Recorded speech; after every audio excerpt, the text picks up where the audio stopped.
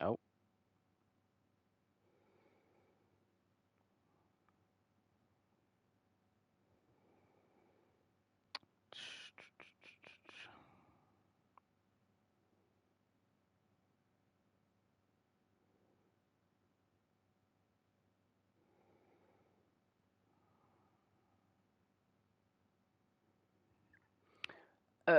Return from the mysterious realm. Okay.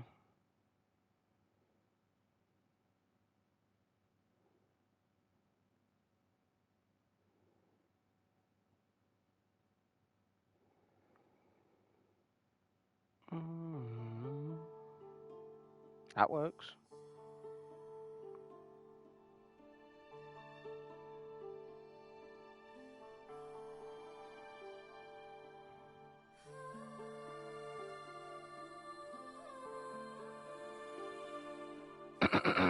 Should we get on with it then?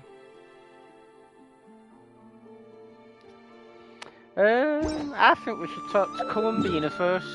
See what she has to say today.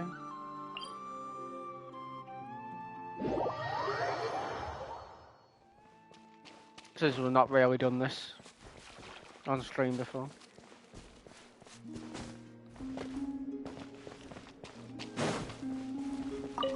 So many Moonfall Silver. A little to the left. A little to the right. Is she singing? Yes. Well done.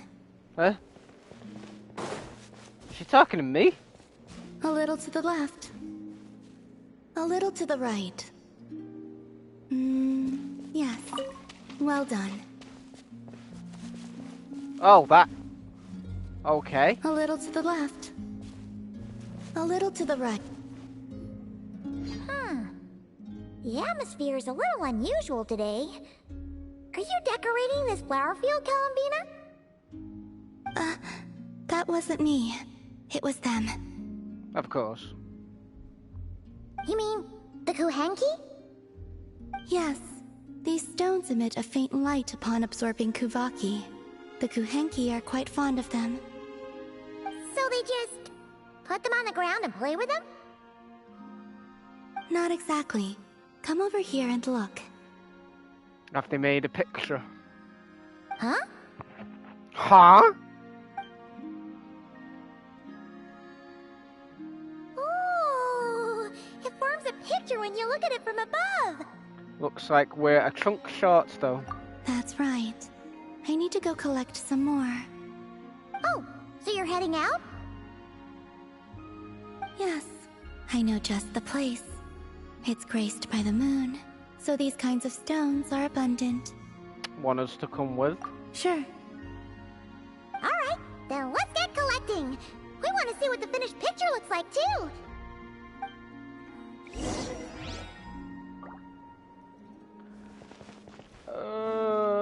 I can't even tell what it is. We got a moon.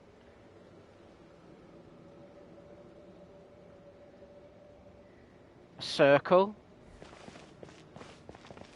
And something. Yeah, I honestly can't tell what it is.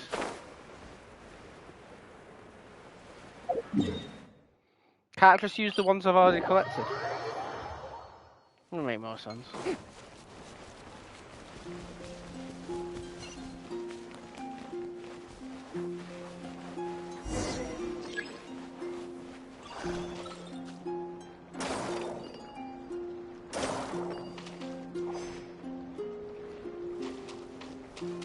Excuse me.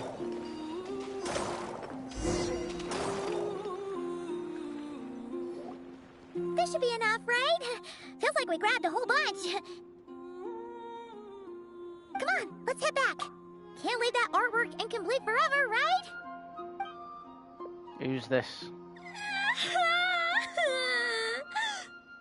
Ah! Quick, hide! Someone's here!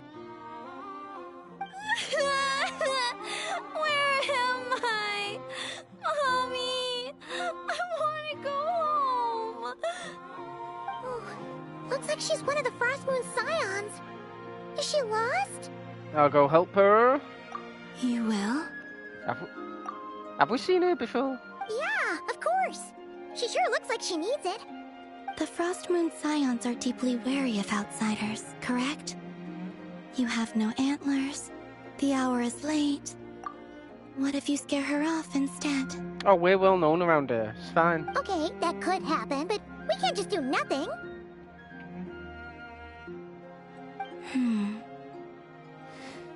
Come with me then. Huh?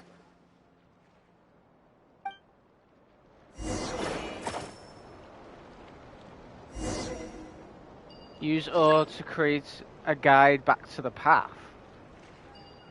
Huh.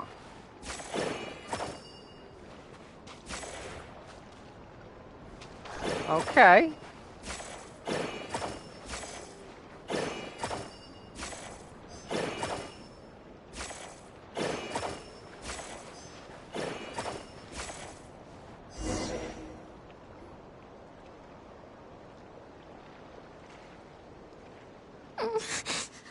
Huh?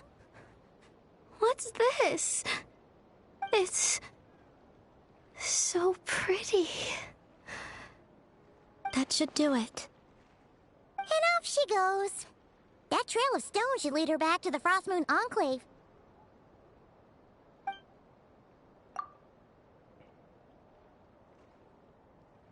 Yeah, I mean, she's doing it in secret though, so... Although they probably just think it's the god anyway. Wait, what about the painting?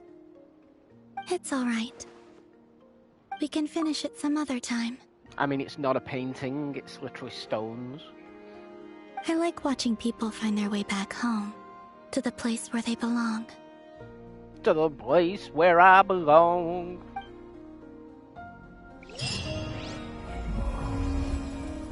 New Moon's Embrace obtained.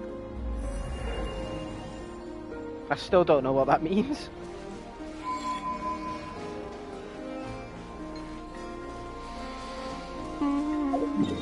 So how far have we actually done with that now? Oh, have we just unlocked a quest? Because I don't remember that being there before.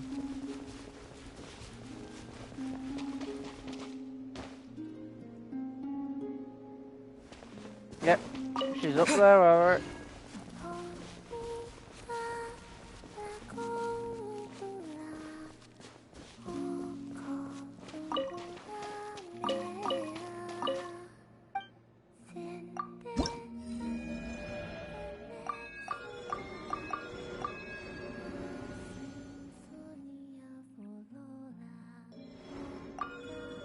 I wish you could watch the scenes again, like over the what have we got now? Both Zenless and now Honkai Star Rail let you do that. Wonder if they'll ever add it to this. Same with letting you replay events. They might be working on it though, because they've allowed you to do those anecdotes again.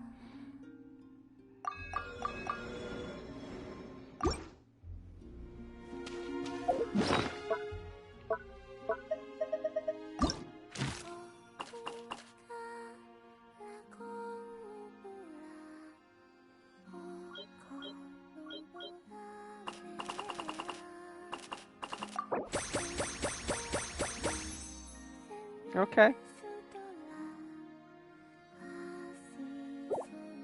I wonder if they were aware that it was glitched, that's why it's not doing it now. The I Know quest. Right, back to Sumeru we go.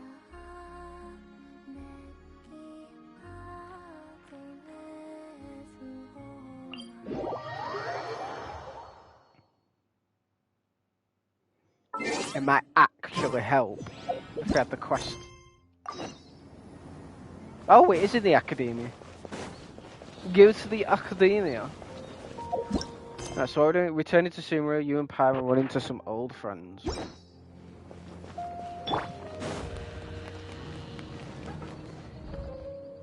Huh. We haven't been back to the academia in a while. It hasn't changed much, has it? I mean, would it? Well, since we've got some time, want to go to the house of Dana? Paimon wants to do some reading!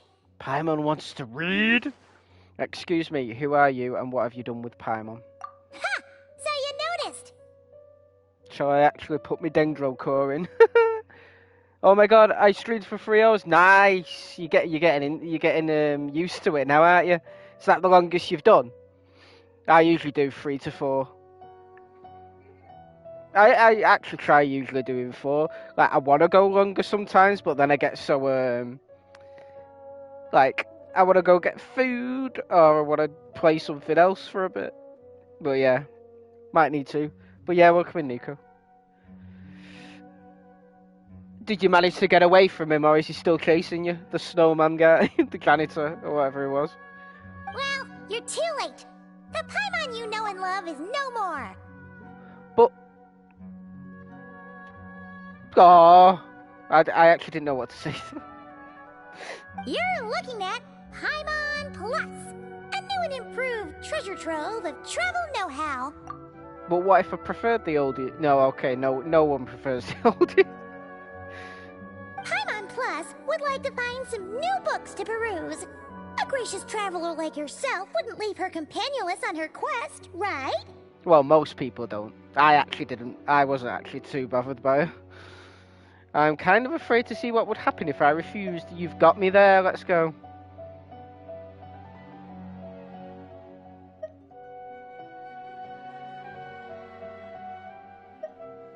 Come on, this way.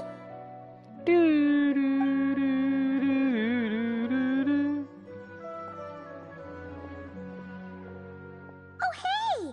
It's Kale and Cyrus! Wonder what's going on. Let's go see. And the book's abandoning the quest already.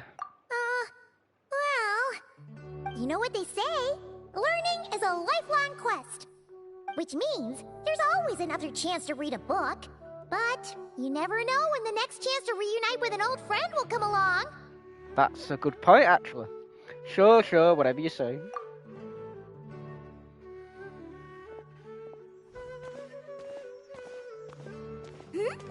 Traveler, Paimon, you're back in Sumeru? Oh, hello, you two. It's been a while. Looking to spend time with some old friends? Well, you can sell. I don't pay attention to NPCs that aren't characters that you can obtain because I can't even remember this guy. I'm in a new building now with the other janitor. Oh, a new building. I'll be on again tomorrow. I think I'm near the end of Heemin's story, but like I said on Thursday, I'll do Heemin's story. Yeah, no worries. Sounds good. It's funny watching you like run away. Yep, we saw some familiar faces, so we came to say hi. Exactly. How could I forget the old man who lives next to Zahahade? Yep, don't remember. Exactly. How could I forget Nafi's assistant? Don't remember it all. Ho ho! Excuse you, associating me with that woman. Maybe. This is why I really do need to do the character quests. And record the whole game that I didn't record previously. Because I could technically start the early parts of the game on PC if I really wanted to. Like have a second save. And if you're going to remember me that way, you should at least mention my tomato growing skills. So I can have it archived like the rest. They are scary, yeah, but... So he's mad about the Zaha D part and not the old man part? I feel like the fact he's in that costume like makes him scarier. Then again, I don't know what he normally looks like. Well, Paimon's glad to see you in such good spirits, Cyrus. Must mean things are all good here in Sumeru. Apologies, Sir Cyrus. I couldn't help making a joke at your expense. Ah, well, it's quite all right. I'm not the type to take offense at that kind of thing.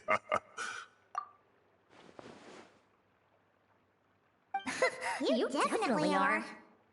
Anyway, what were you and Kale chatting about just now? Ah, that. Well, it was quite a spontaneous meeting. I was leaving the sage's office when I spotted Kole in conversation with a Mahamata, and it looked serious. I thought something bad might have happened, so I hurried over as soon as the conversation ended. But as it turns out, our Coley is moving up in the world. The Academia even hired her as a consultant. Yep, I know that. Wow, that's incredible! Oh, it's nothing, really. Unless the anecdote was something like doing something else there, because they're acting like shocked. Hey, takeaway, I'm here, but also playing Outlast Trials. Ooh, I still need to play that. Definitely need to play it soon. Look at that, so humble. Takes after me, she does. Enjoy your Outlast Trials. I'll show you tomorrow. Yes, you will. Not at all. Not at all. No, wait. I didn't mean that to sound like I don't think you're humble, Mr. Cyrus, because of course you are. I just, Uh-oh, Kalei's so nervous she's sweating. I should help her out. Anyway, what are you a consultant for exactly? Oh, well, I wouldn't even call myself a consultant. I'm just helping out. Now that the new semester has started, a lot of students and scholars are doing fieldwork for their research.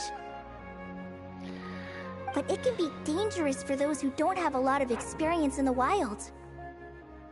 So, the Academia is planning to establish an agency that provides guidance on outdoor survival and rescue for people who need it.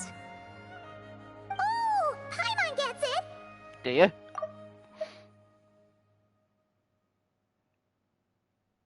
Outdoor survival and rescue. So, you're here to explain rainforest survival as a representative of the forest rangers.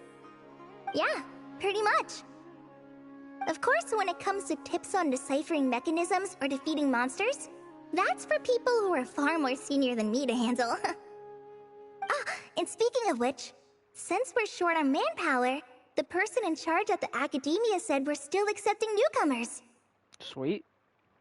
If you're interested, you're welcome to join and share your insights. We can play together. Yes, I'm definitely down for that at some point. Ah, seizing the moment. Well done, Coley. Recruiting someone as capable as the Traveler is a great idea. It's almost like I can do everything. Oh, and just between the four of us, the Academia has set aside a generous amount of funding for this project. The shock on her face. Well, since Kali's thrown her hat in the ring, we should help out too. What do you say, Traveler? Well, as we all know, I'm nothing if not helpful. Great! We're all supposed to meet up in Aru Village later, so I guess we'll regroup there. I was kinda worried, since Master Tainari isn't around to help this time, but now I feel much better. Have faith. You don't need anyone's help to do a great job. No. Yeah, even if you don't trust the Academia's eye for talent, you can trust ours for sure. And mine, of course. I have as good an eye for people as I do for tomatoes. Well, there you have it. Thanks, everyone. Oh, speaking of Tainari, how are things with him and the others? Good, thanks. All the forest rangers are doing great. Oh, but Master Tainari did mention that Sino and Sethos were heading to Gandharvaville. I'm not sure if it's for work or something else. Huh, knowing them, could just be to play some cards. Yep, they're obsessed with cards. I'm not sure. Apparently Sethos is bringing someone else with him too. But with my academia commitment, I didn't have time to ask for more details. I do miss Sino and his terrible jokes, though. Huh, well now Paimon's curious. Should we go check things out, Traveler? Why not? It's been a while since we've dropped in to say hi. That's true, and I'm sure they've missed you.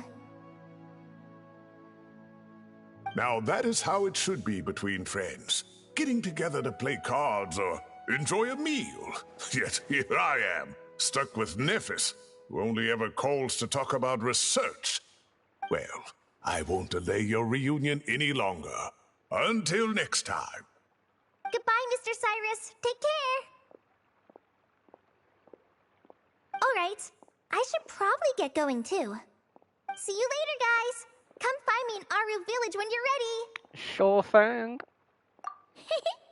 Looking forward to seeing you shine, Kali. Return from the mysterious realm. Ruins Exploration Act 1. Kitty!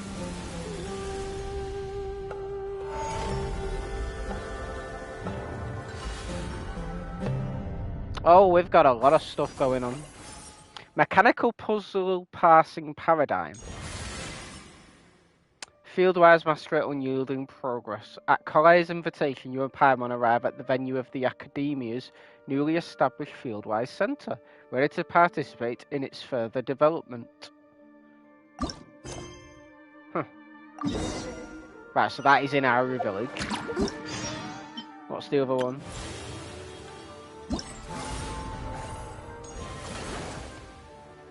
Fieldwise master at Kolei's invitation, you and Paimon arrive at the venue of the...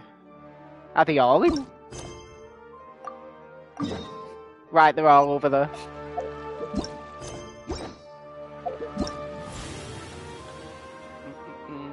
Investigate the mystery. Return to...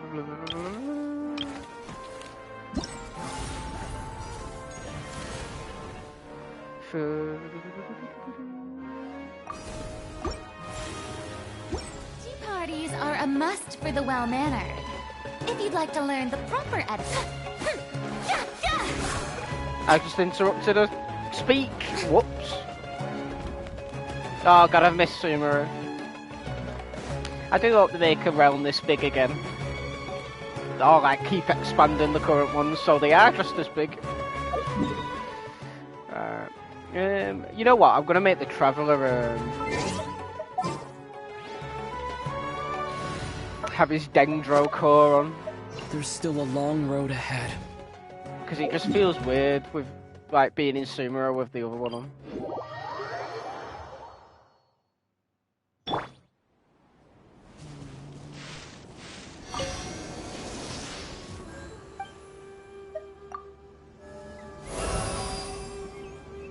There we go. I'm gonna try and do that for all events. No. 38 left to get. I mean, 6. 36.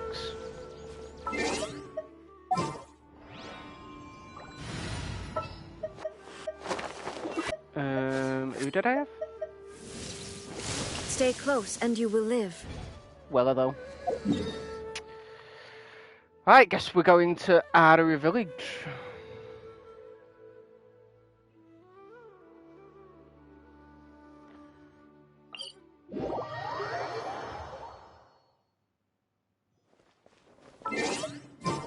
Is that room?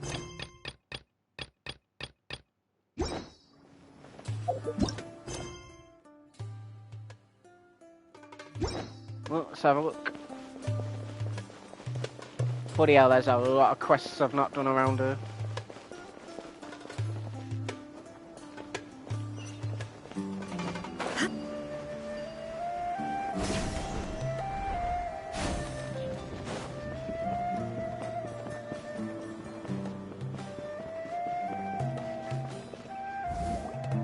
Traveler, Paimon, over here! Welcome to the home base of the Fieldwise Center. As you can see, the core projects are already up and running, so we can get to work at any time. Huh.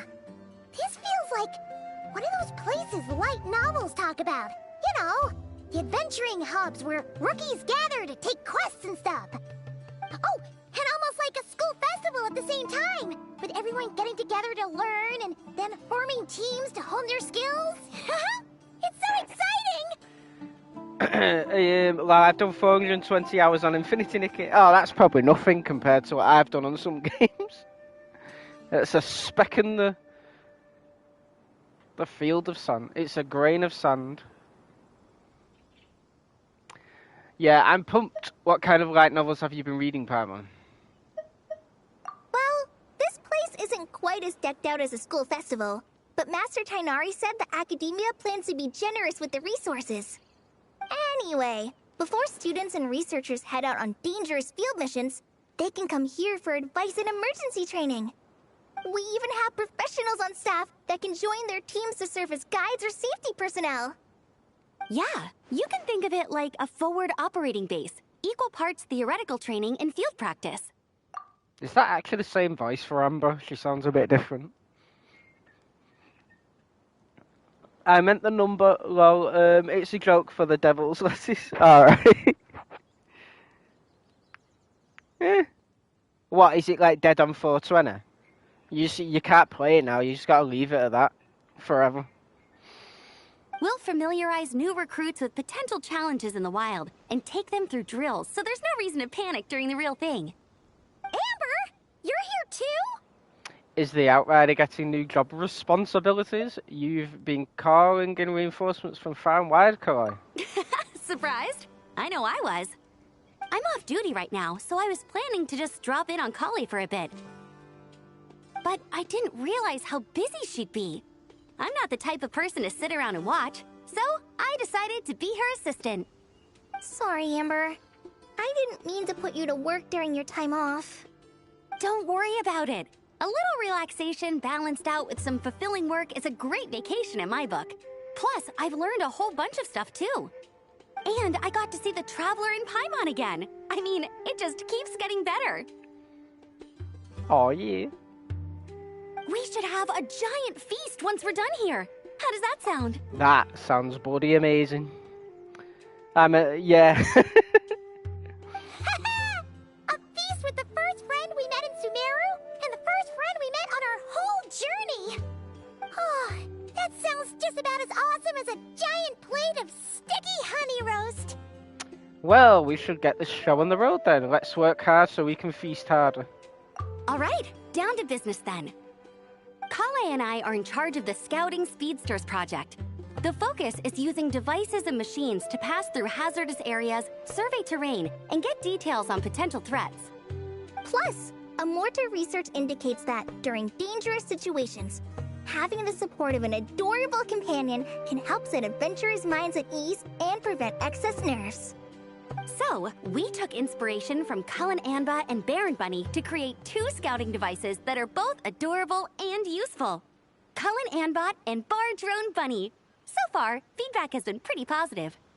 Once we've collected enough data, the academia will continue to refine the scouting buddies and release even more designs. A bunch of Kulanambas and Baron Bunnies running around the wilderness? What is that gonna look like? Freaky. Like a sight for sore eyes, no doubt. It's kind of hard to picture. Plus, with you to guide our 2 little scouts, we'll be able to obtain some great data. Once you have a more complete understanding of the Fieldwise Center, you should come test them out. Now come with me. I'll introduce you to the other consultants. Oh yeah! The lady with the greenish-blue hair also has a super adorable device over there. Is that Farazan? But it does something completely different than our scouting buddies. I'm looking forward to seeing it in action. Oh, hey! Another familiar face! Come on, let's go say hi! Let's go say hi.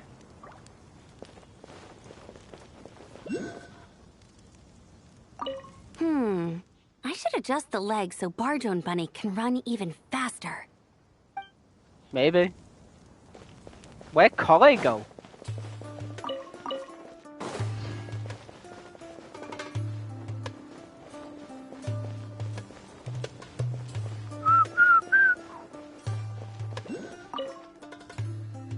It's really that popular.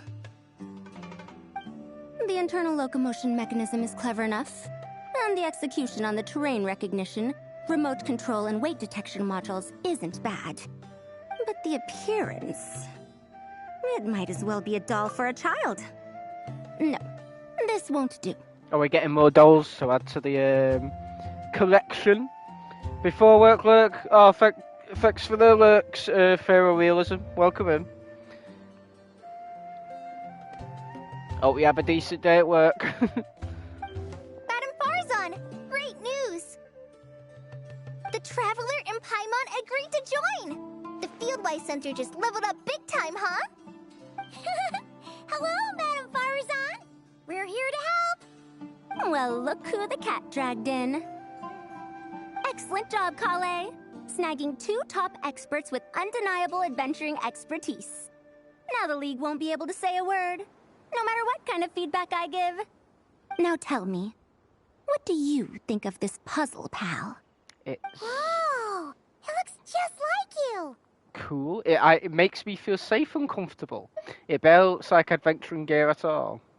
It's a collaboration between my juniors in the Haravatat Darshan, the Puzzlers League, and the Synopsium on Ruin Mechanisms. Clearly, the technological aspect is quite advanced. But the appearance... it couldn't be more childish. You should have seen Anise, defending this design choice with more passion than her thesis. Well, then people won't see it as a threat, and then they'll go near it and get attacked. So it works, right? Young people these days. Far too obsessed with making things cute. What's wrong with cute? Paimon kinda likes it. Kali and Amber were just saying how cute companions can help adventurers stay calm.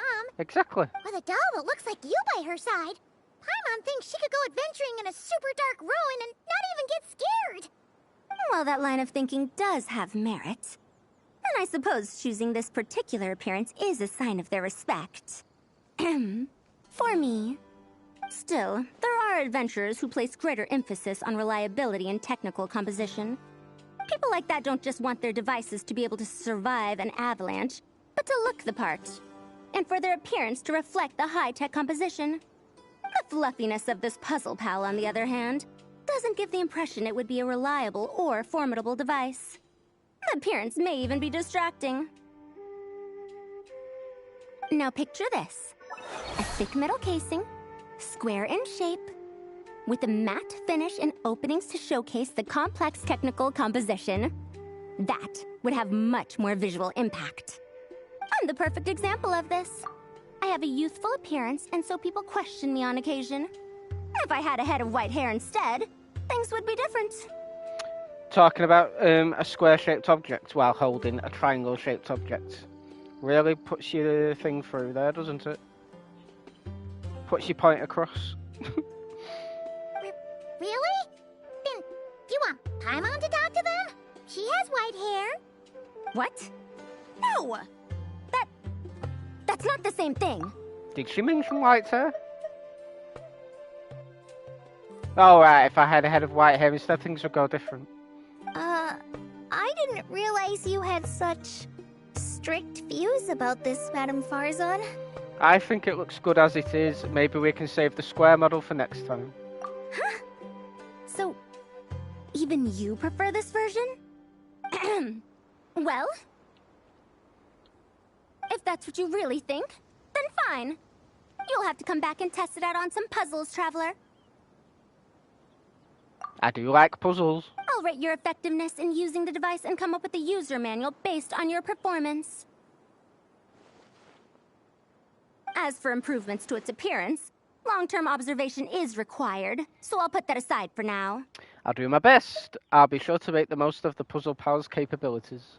I've already selected a few of the most suitable domains, so we can begin the puzzle-solving process at any time. Thanks, Madame Farzan. I'm just gonna take the Traveler and Paimon to see the final project. But it shouldn't take long. Don't worry, Kale. You're the one in charge here. Just make sure to pace yourself. Once things calm down, come over to see me and we'll have a nice chat. I'll even treat you to some snacks from back in my day. Snacks! Paimon's in! Paimon's in! Thank you, Madame Farzan. I'll bring a few boxes of floral tea as well. Go on now. Do me proud. And this one's gonna have Dia, isn't it? That's how you say her name? This last one is a long-term project we're calling the Security Division. Thanks to General Mahamatra Sino, we've been able to bring Dia on as the instructor and Candace as the coordinator. Yeah, Dia. We got that right. They're putting together a combat test right now, but they should be back soon. Hey, looking for us? Guess we showed up right on cue then. Wait, the Traveler and Paimon are joining as well? That makes things a whole lot easier. Sorry for keeping you waiting, everyone. But we managed to bring back some good intel. Intel? Huh, this is starting to sound intense. chance! That's the type of prep you do before a major battle. Are we planning some sort of offensive? Of course. What better way to protect the students than to sweep through the desert and rid it of all potential dangers? Not a bad plan, right? You in? Not the best time for jokes, Dia. Besides, when it comes to striking down danger, the Traveler is a man on a mission. He might take you up on that offer. Defeating anything that might pose a threat? Oh, even if the Traveler worked non-stop, that could still take years. He'd have to stop traveling. Oh, Paimon doesn't even want to think about that.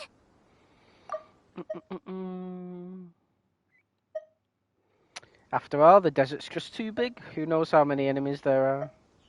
Time would be the least of our problems. Some dangers aren't visible to the naked eye, like the scorpions burrowed underground, or the terrifying raptors sleeping in the trees. You can't get rid of them until they jump out to attack you. For situations like these, we'd have to combine Madame Farazan's recommendations with Amber's approach to scouting, calculating our chances of encountering enemies and our expected operation times. Whoa, whoa, whoa. Pencils down, everyone. That was just a joke. The Security Division's goal is a lot simpler, actually. We're just here to ensure that fieldwork teams include trained combat personnel. Some of this work has been entrusted to the Blazing Beasts and other mercenaries, but members of investigation teams who pass the combat test can also qualify. Before an investigation team is allowed to head into a dangerous area, the group must include at least 2 professionals who have passed the assessment. And Dia and I were just out collecting intel on the best place to hold the test. We found a domain filled with monsters and bandits of all levels. Hopefully, they don't mind us borrowing their stomping ground for a bit. It'll only cost a few smacks on the head. Oh, so we just need to supervise, right?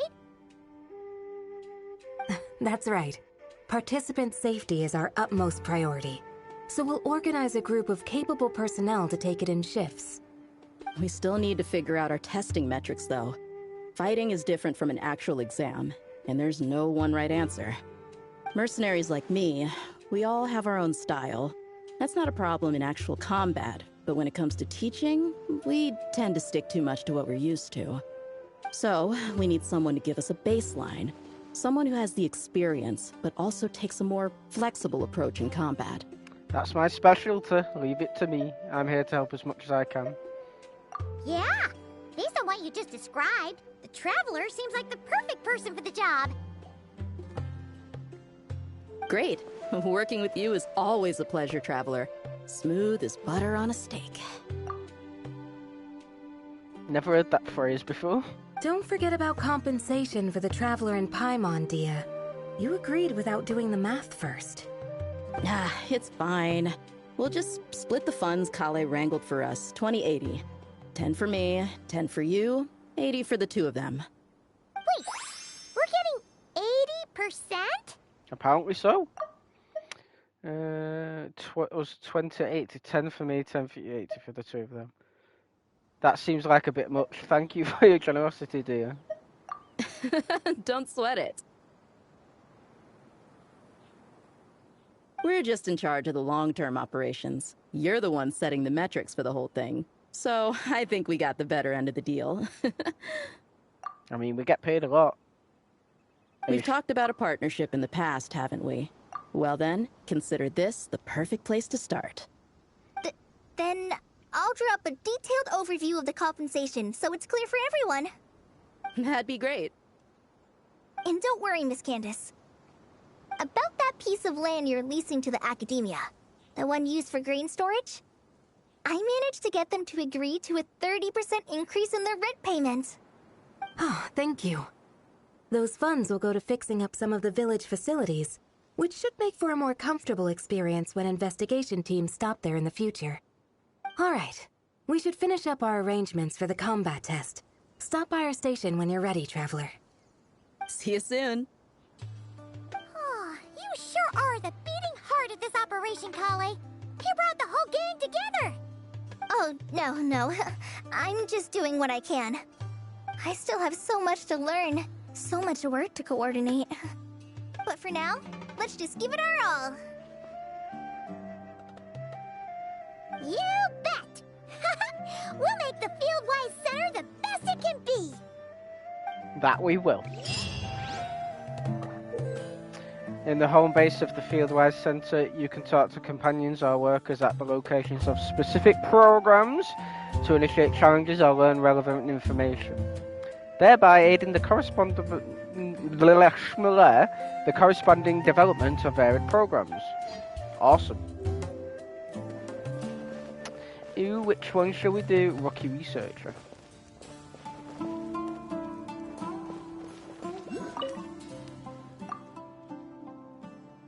We meet again.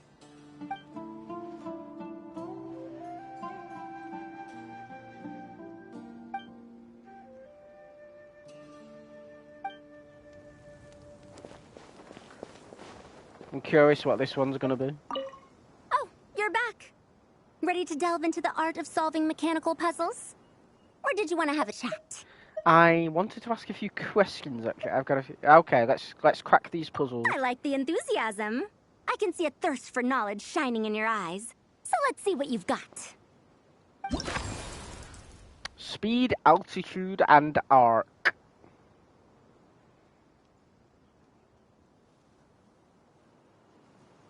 Cool. Puzzle pals. I love it.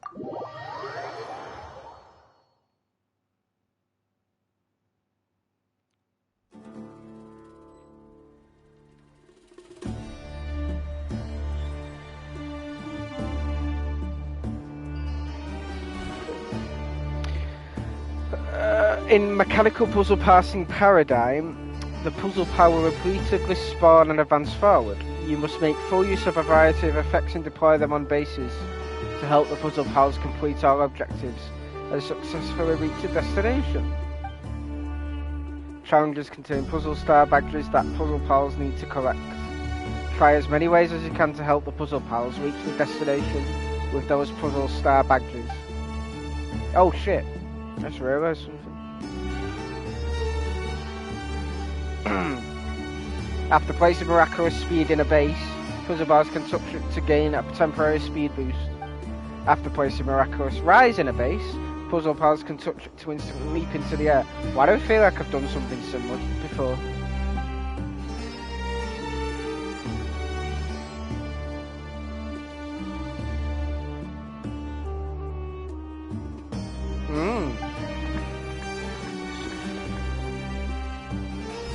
So what, does it just keep going forward? Oh yeah, I think I have done this before.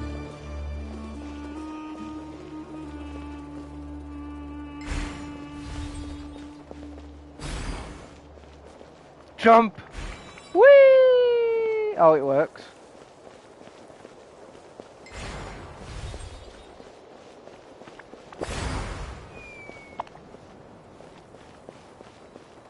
Wait, what did it say was the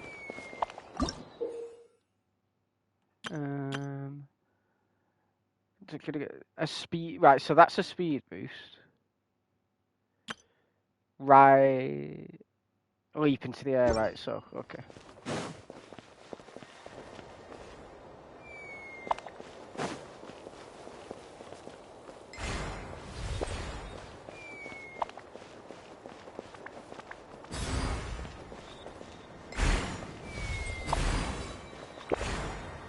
Got it! God, I'm so smart. They're not exactly hard, are they? Let's try a new one.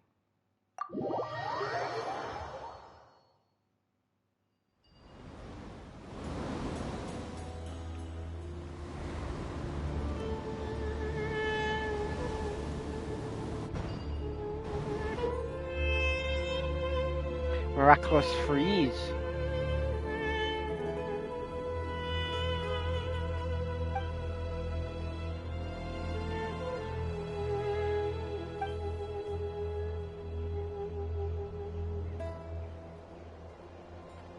Okay.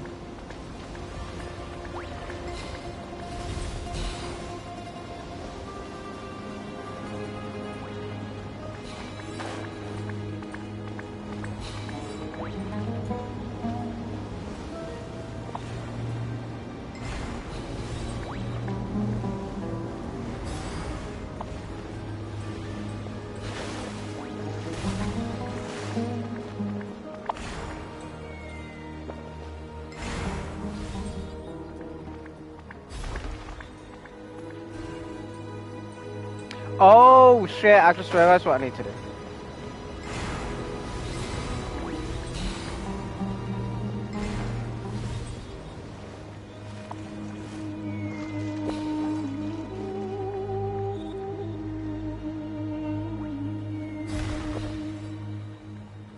Oh, you bastards. Right, hang on.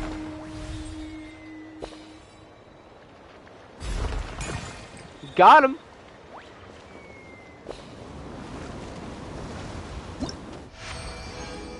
Walking on water.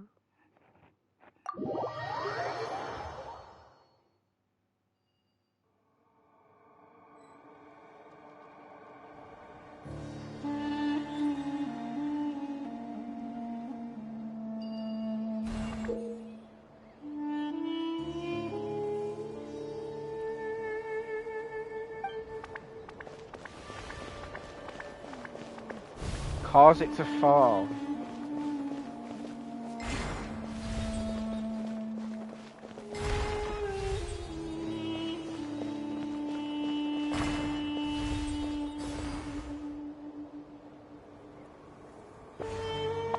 Oh, hell yeah.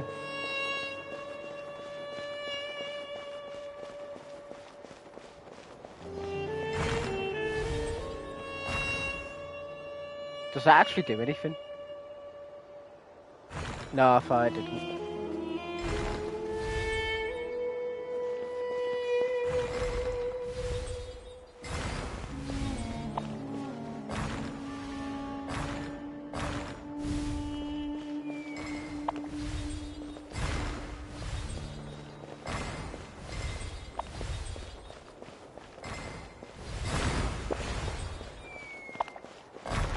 No! Oh, we almost had it.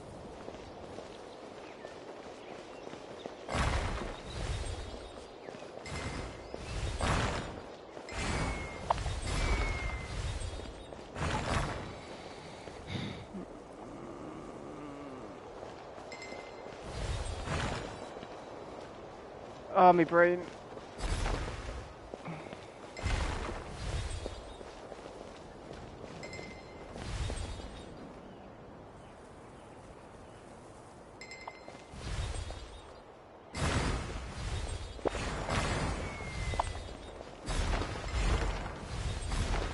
Yes, we got it. Fuck yeah. God, that one was irritating.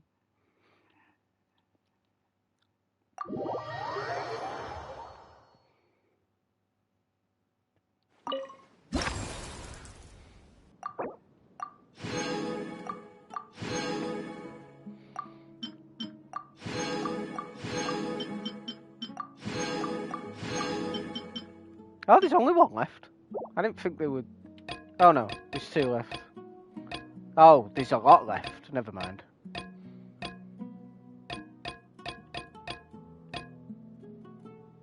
What?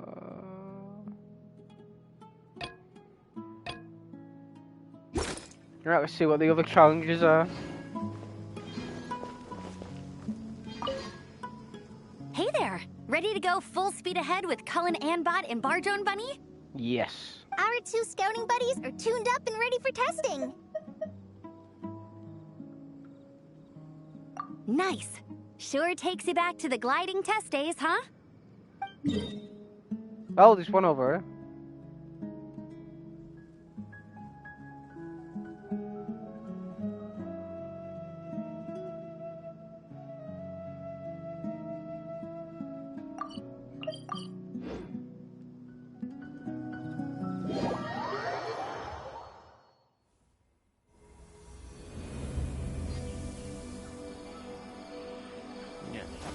Like I say, it doesn't count anymore. Proper bad that.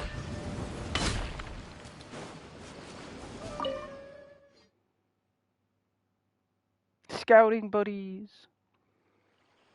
You must pilot the scouting devices.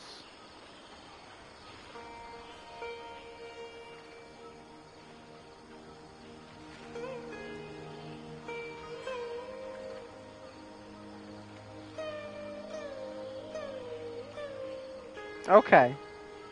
It's like Sonic and Shadows races.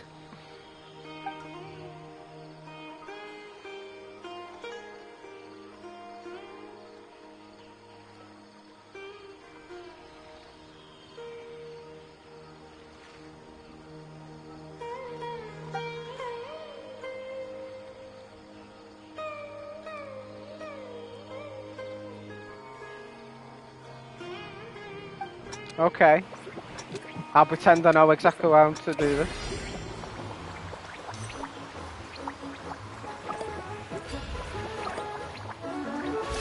Oh, can I restart? I figured it out. I know what I'm doing.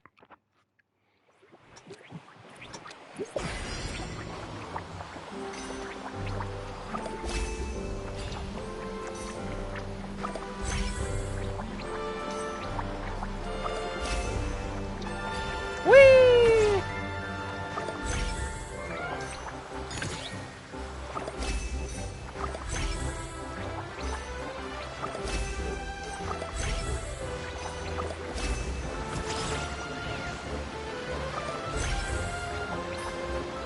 I shouldn't have jumped.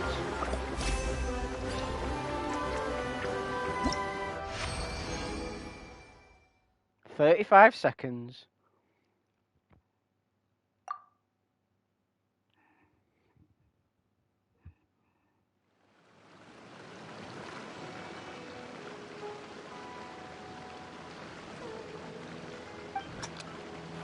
Seems easy enough.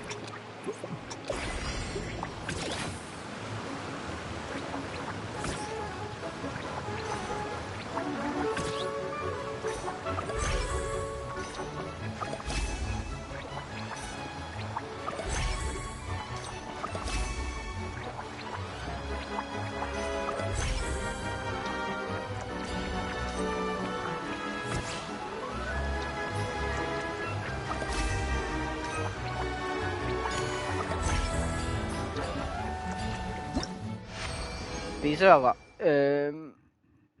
shorter than I thought they were going to be.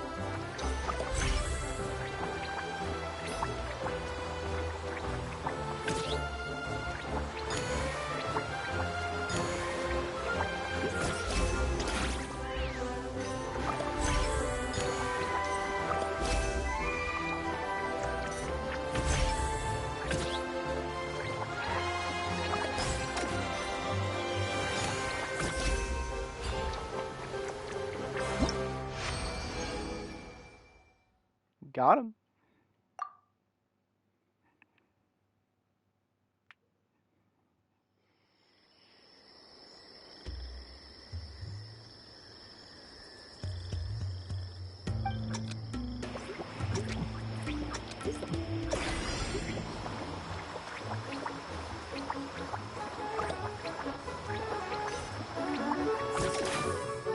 Oh shit.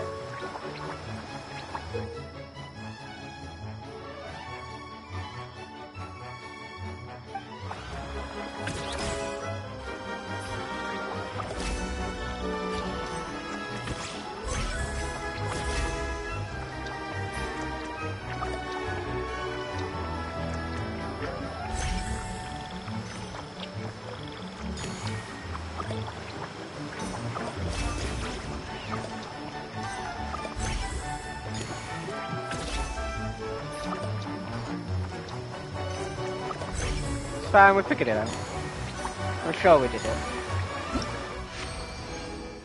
Yeah, we did it fine.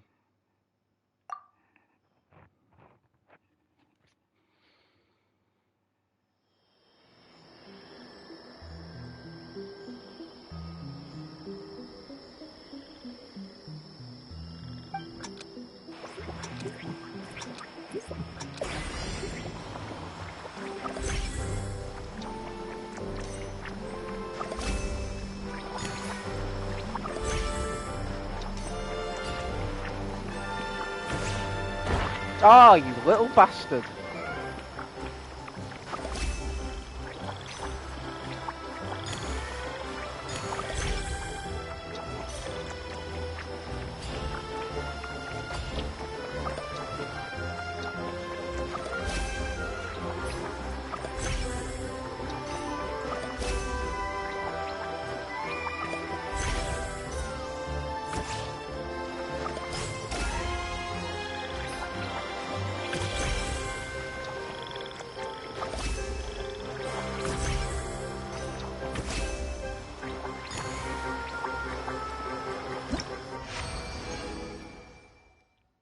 Is that the last one? No? I'm gonna just keep going. Fuck it. Might as well do them all at one go. Oh, we're in the desert now.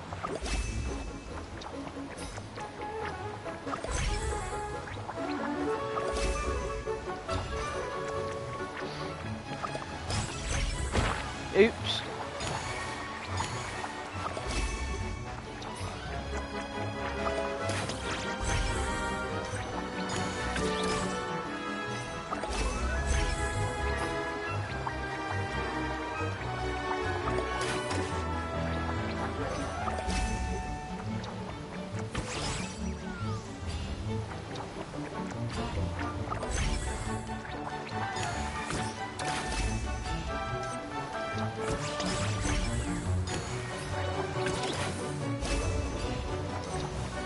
Generally thought I was done for then.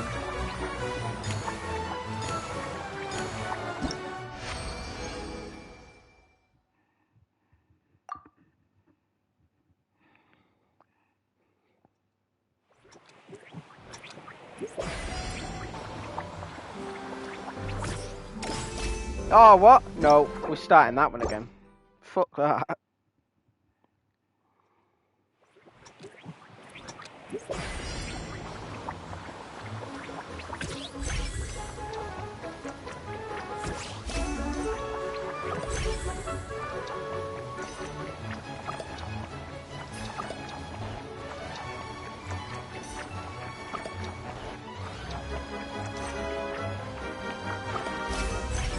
Oh shit, didn't mean to do that.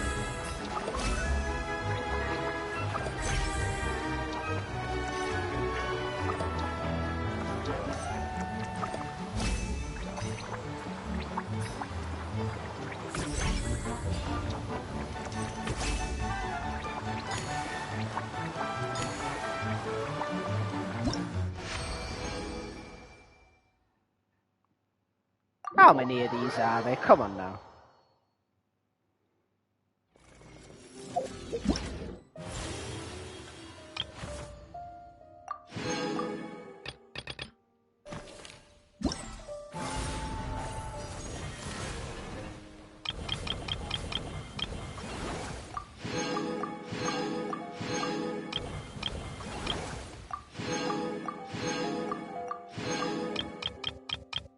Oh, damn. Actually, only had 2 left to do.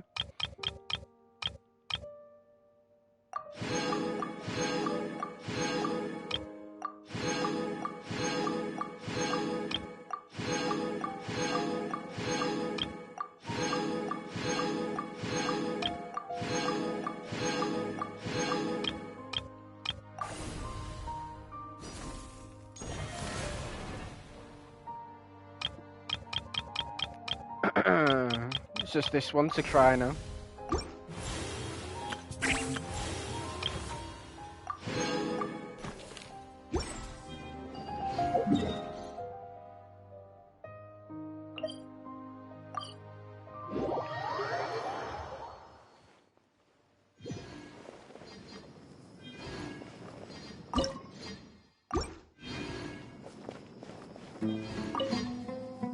Hey, ready to do some quality assurance on our test questions? Wonderful. Just don't forget to pace yourself. Yep, all you gotta do is defeat a certain number within the time limit. But hey, leave some for the trainees, okay? Should be easy enough.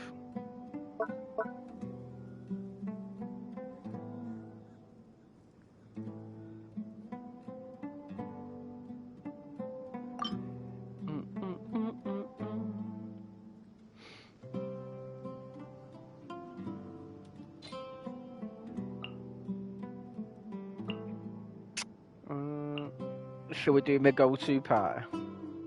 But no, because I can use her now.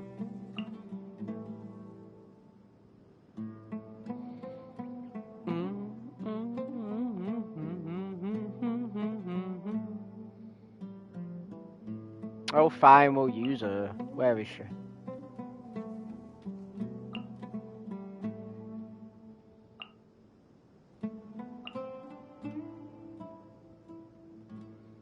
Oh, in fact, because she heals, we don't really need Jean. Should we go with this party? Let's see how it works out.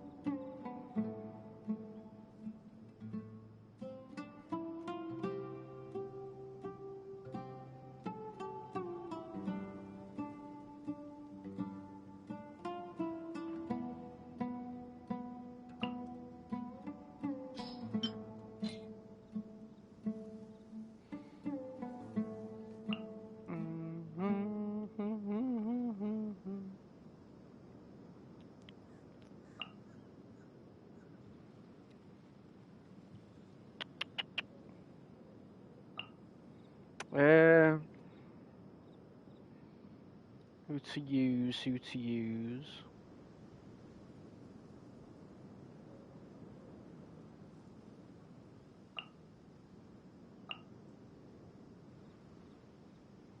Yeah, screw it.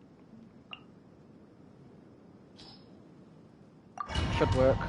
It'll work. I'll make it work. Nova, get them! There is no escape! I see everything! Ja. This way for you, Lily. Ja. Inazuma shines eternal! Okay, we shouldn't have put a water character in the party. That was the biggest mistake.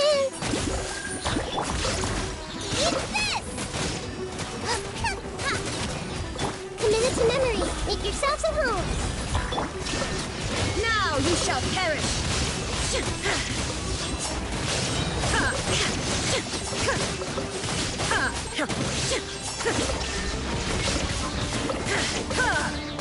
Grow, grow, grow! The Temple of Wisdom! Let my name echo in song! You're toast! Oh, shit! Right, we definitely need to get her out because... should we use Rosaria? No, we'll use some frozen tactics.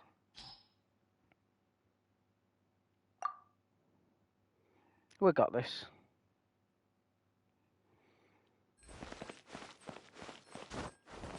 Out of the frying pan, into the fire! Make yourselves at home!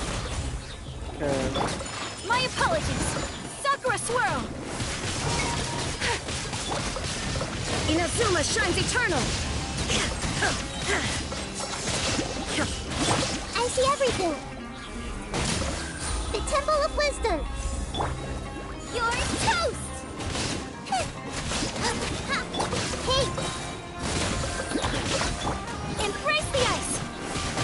Whirling snow! Shine down! Now you shall perish! 36! Holy shit! Commit it to memory! Hey! Nice and spicy! This way, Colonel. Kamisato art! Sumetsu! My apologies! Yeah! Okay. We managed to get to level 1.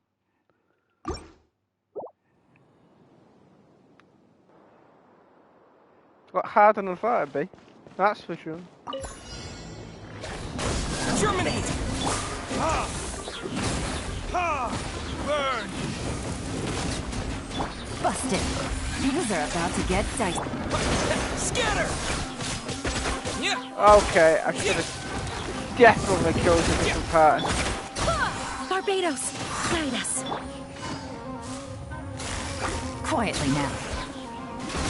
Here! Verdict is... Game's up. Fun's over. Spring forth!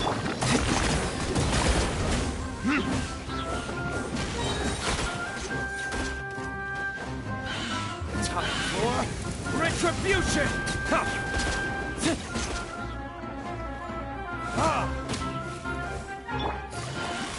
Busted.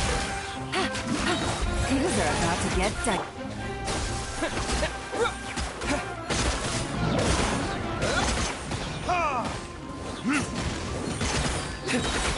Go as one! Burn!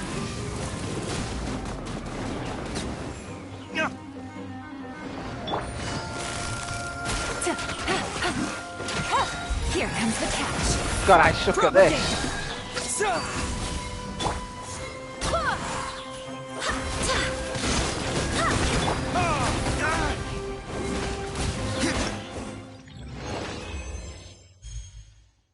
I didn't even get one. Obtain 1,000 points. Holy shit.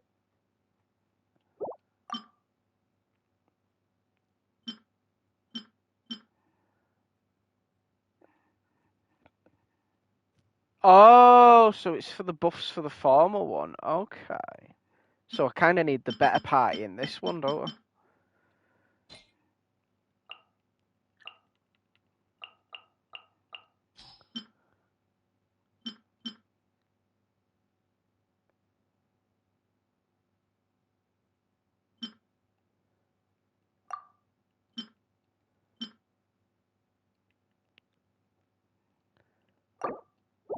Oh, it resets the buffs as well. Alright. Right, who should we put in the second one then?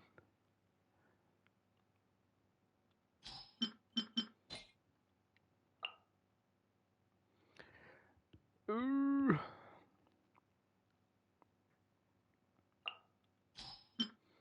Right, here we go. This should work out better. Right. Both of these two should be good.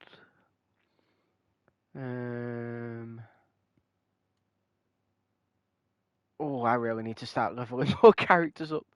Right, then I'd have another Dendro unit. I suppose I could technically still use him.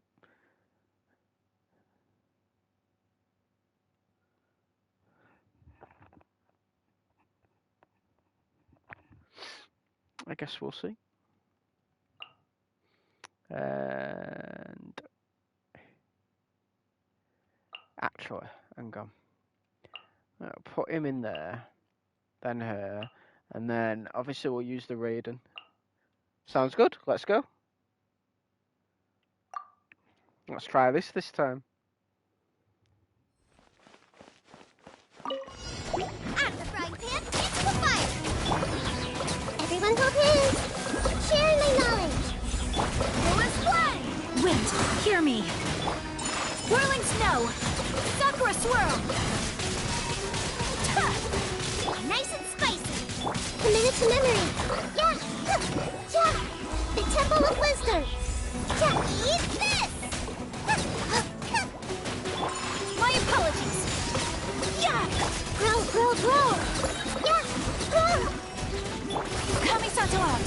Sumetsu. Share my knowledge!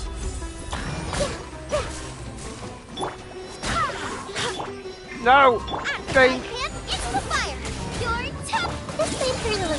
Committed to memory! Go as one. Sakura swirl. Take flight. This same deliver. Yeah! Right, here we go. This should work out better. Okay, we got a level 2 at least.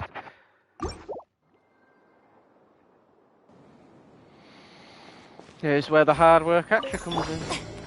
Strike a pose! Spring forth! Game's up. Fun's over. There is no escape. Time to shine! Inazuma shines eternal. Illusion shattered.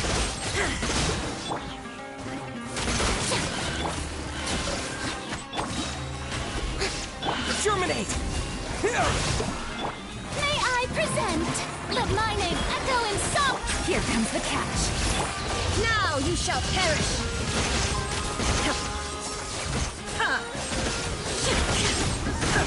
Okay, it's working out. We got this. Shine down! Propagate! Spring forth! Let the world collide! Game's up. Fun's over. Torn to oblivion! Illusion shattered!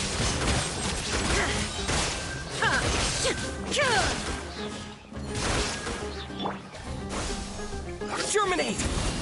Time to shine! Yoo-hoo! Here comes the catch. Inazuma shines eternal!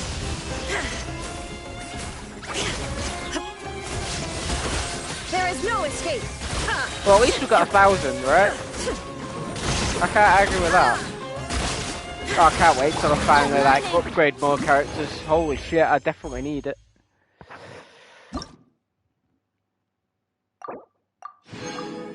Damn. My characters are pathetically weak. Oh, we definitely could use Alhaven. And our Arakino should be a good help as well.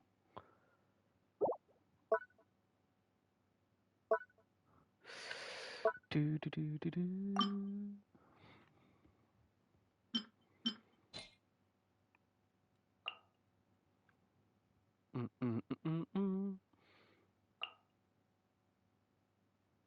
Shall I just make a solo Geo team?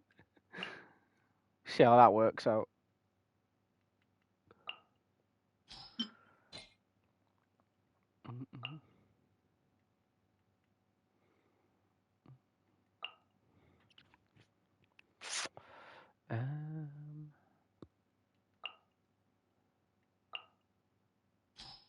It's a good team, right? Let's try it. We got this! Press the advantage! Solidify! This is order! Watch out! Watch out! Attack! Time to clean up.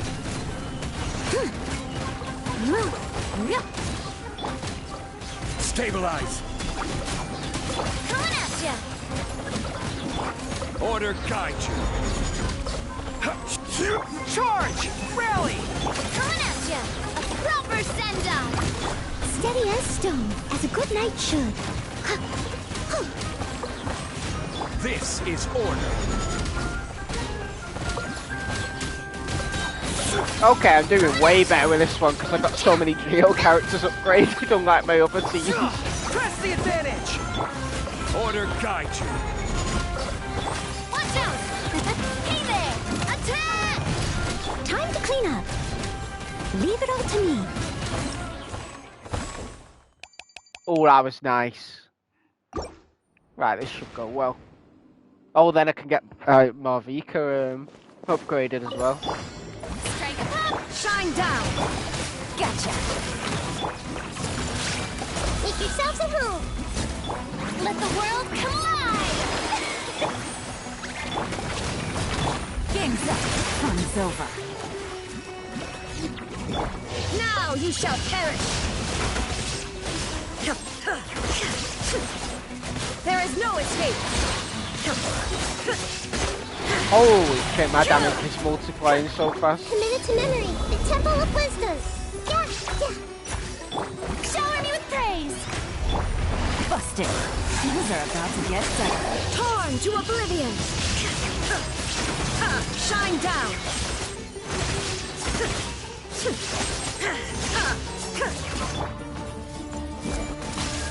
Share my knowledge. There is no escape!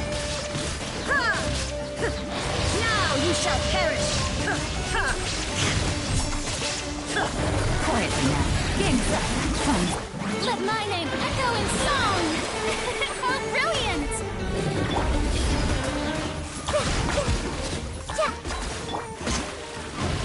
Busted. Illusion shattered! Inazuma shines eternal!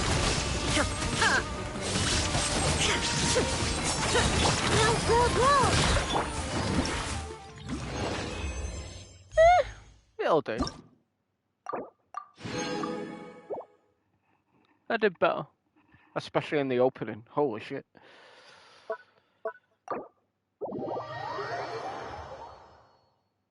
Okay. That's something I can do in my own time. Now to carry on with the story, I guess?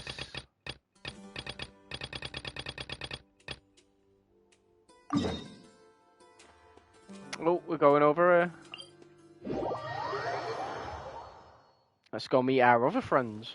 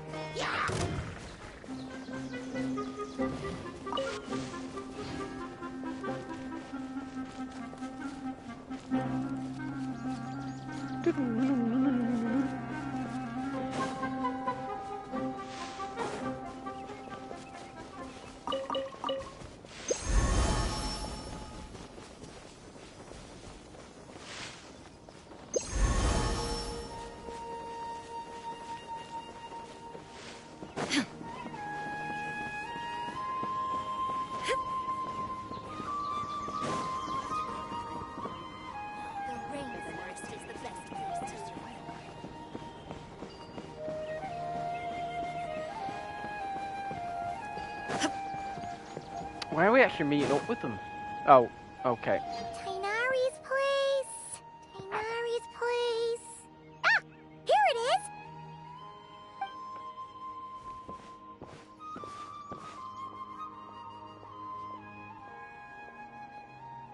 Sino!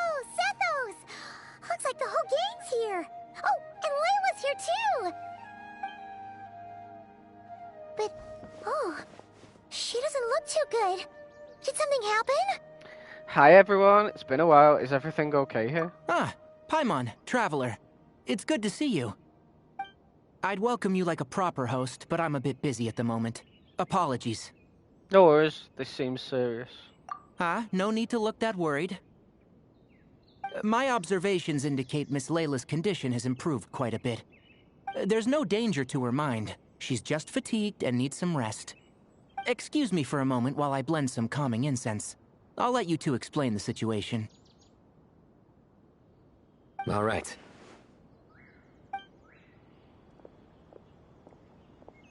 What happened was, Sethos and a few members of the Temple of Silence rescued Layla, who was out in the desert trapped in a state of delirium.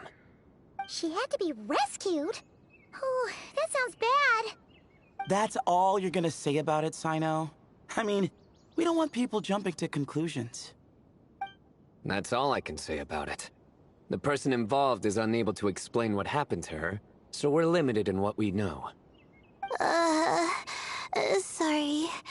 My head... still dizzy. The moons... Exactly how many are there? 3. The moons! It's almost like we're doing the main quest is to do with the moons too. She's been repeating that phrase over and over again, but she can't seem to remember what happened to her. We tried a few things back at the Temple of Silence, but we couldn't recover her memories. Her symptoms are kind of similar to researchers in the Satyavada life state.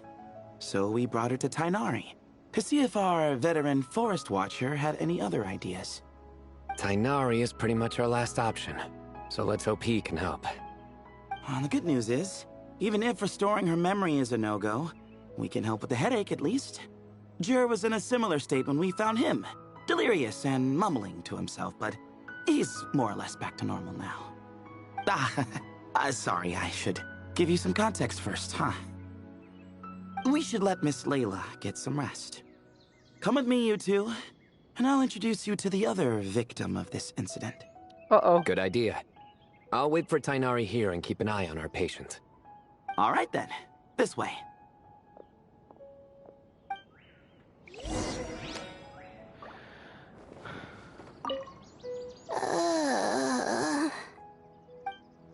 mood.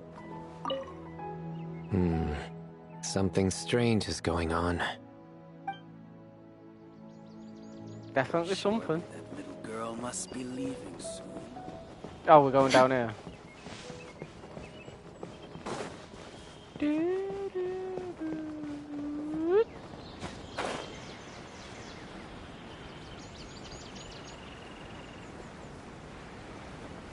I'm confused.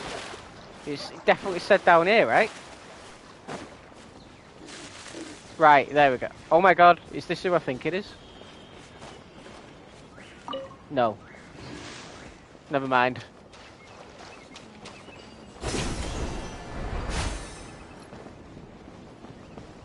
I thought it was the girl from the bloody the bloody the Vanarana cross line, but no. I was wrong.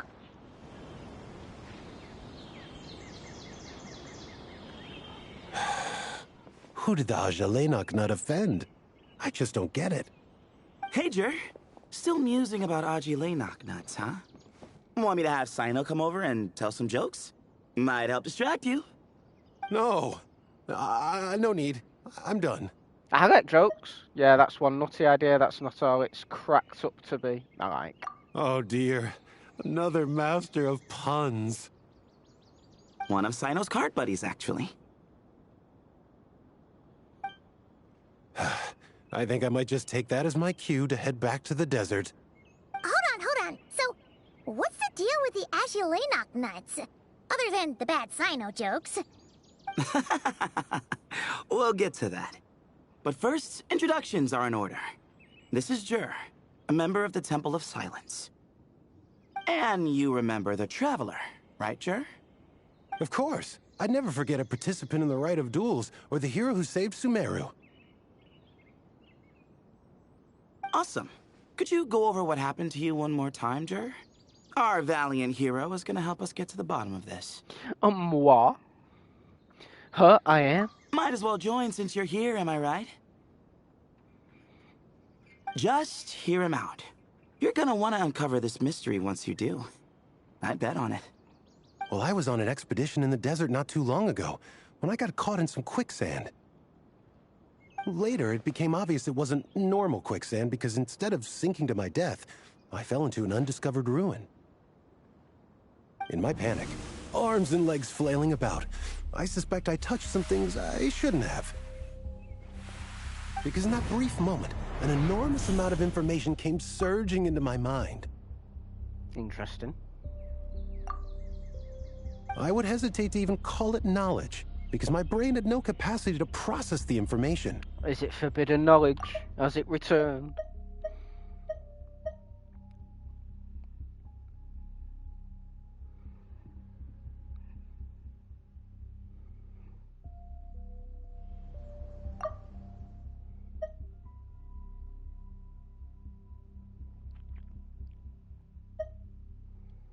To use an analogy, it would be like trying to stuff thousands of Ajilenok nuts into a small water skin without it bursting.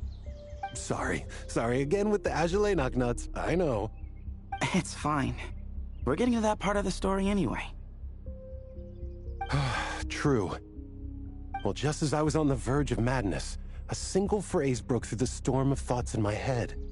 It was a man's voice saying, "Don't eat Ajilenok nuts." What? I know it's hard to believe, but that's what happened. I was saved by the phrase, "Don't eat Ajilenok nuts." You mentioned a man's voice. Do you know who it was? I'm not sure. I'm not even certain it was a man's voice. It's hard to remember now that I've been repeating it so much myself. Anyway, the good news is I no longer feel like my head is going to explode. Of course, the bad news is that phrase has been stuck in my head for the past few days. Wow.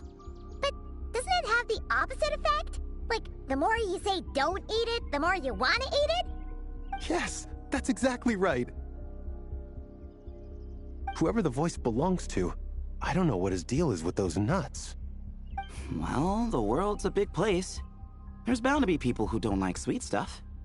I suppose.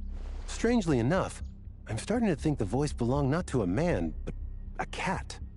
A cat? How? That's the question, isn't it? What would a cat be doing in an abandoned ruin like that? Well, she says how, like she hasn't met talking cats before. Just as my mind was reaching its breaking point, I could have sworn I heard the sound of a cat guiding me to exit. But when I came to, all I saw was endless desert, and Sethos shaking me in a desperate attempt to wake me up. I'll admit, it was pretty terrifying seeing you like that. Staring off into space and mumbling about Aji Lay nuts. You sure don't sound terrified. Sorry. It's not that I don't care. It's just kind of hard for rambling about Aji Lay nuts to sound menacing.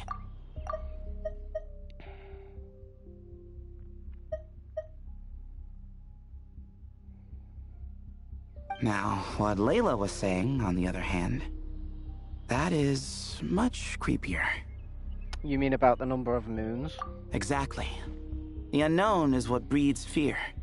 Ajile knocknuts are familiar. But the moon suspended above us at night? That's about as foreign as it gets.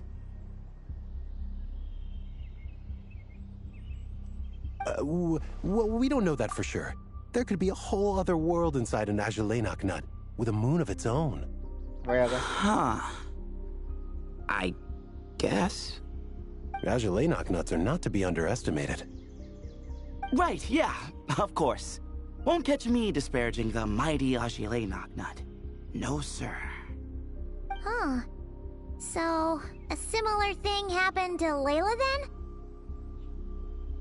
Yeah, I think so. I was in a hurry to rescue Jur, so I put a marker on the incident site so we could go back and investigate. When his condition stabilized, we doubled back around to check and... You discovered Layla in a similar condition. Exactly. Multiple victims with the same symptoms at the same location. It wasn't hard to conclude that something is seriously wrong with that place. So, after we got Layla out of there, I had the Temple of Silence put up a warning sign at the scene and send patrols to watch the area. Speaking of, Sino, Tainari, and I are going to head back there and investigate once Layla is stable. So, as per usual, you're here just in time. Yeah, it sounds like you need all the help you can get. That's for sure. But there's another reason I want Sino and Tainari involved in this. Because the story doesn't end there. Right, Jer? Oh, yes. Where was I? The Ajalenok nuts butted in and I... Right. Yes, the cat. As I followed the cat noises, the voice said something else. So, there are those from Tula who still endure. Tula. I thought that was strange, of course, because, well, was the voice referring to me? Records of my ancestry are rather sparse, so I'm not sure if my bloodline even traces back to that place. Tula. That's right. The Temple of Silence's place of origin. And the home of Tainari's people. Plus, Hermanubis, who Sino and I both share a connection to, was one of the city's founders. As the temple's current leader, if something strange happens in the desert, it's my job to get to the bottom of it. But it turns out, a lot of people have a horse in this race. And I'm not leaving any of them out. Good idea, counts me into. See? Knew you'd join. But yeah, that's all we know about Jur's situation. Tainari should be done on his end. Let's head back and check on Miss Layla. Sounds like a plan. There are records in the Temple of Silence that speak of the ancient desert people's love of raising cats. Perhaps I encountered some ancestral cat spirit, long since passed on. Anyway. Say it then. Can't believe I accidentally skipped that dialogue.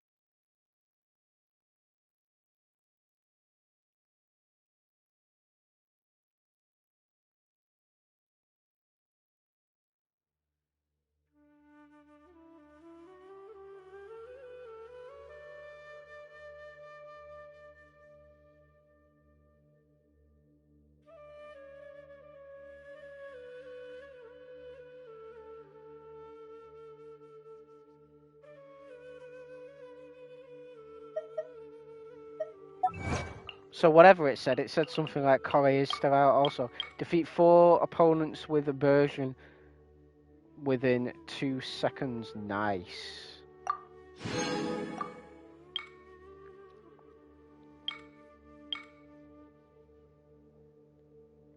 Bloody hell, I did loads.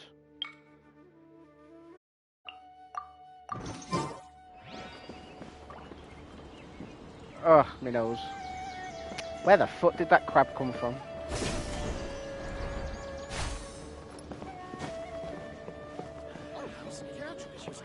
So yeah, it said something like Corey is still out for some reason. Paimon said that. Feeling. But don't speak if it's too taxing. It's fine. I'm much better now, thanks. I feel like I haven't slept in 2 days, so pretty much back to normal.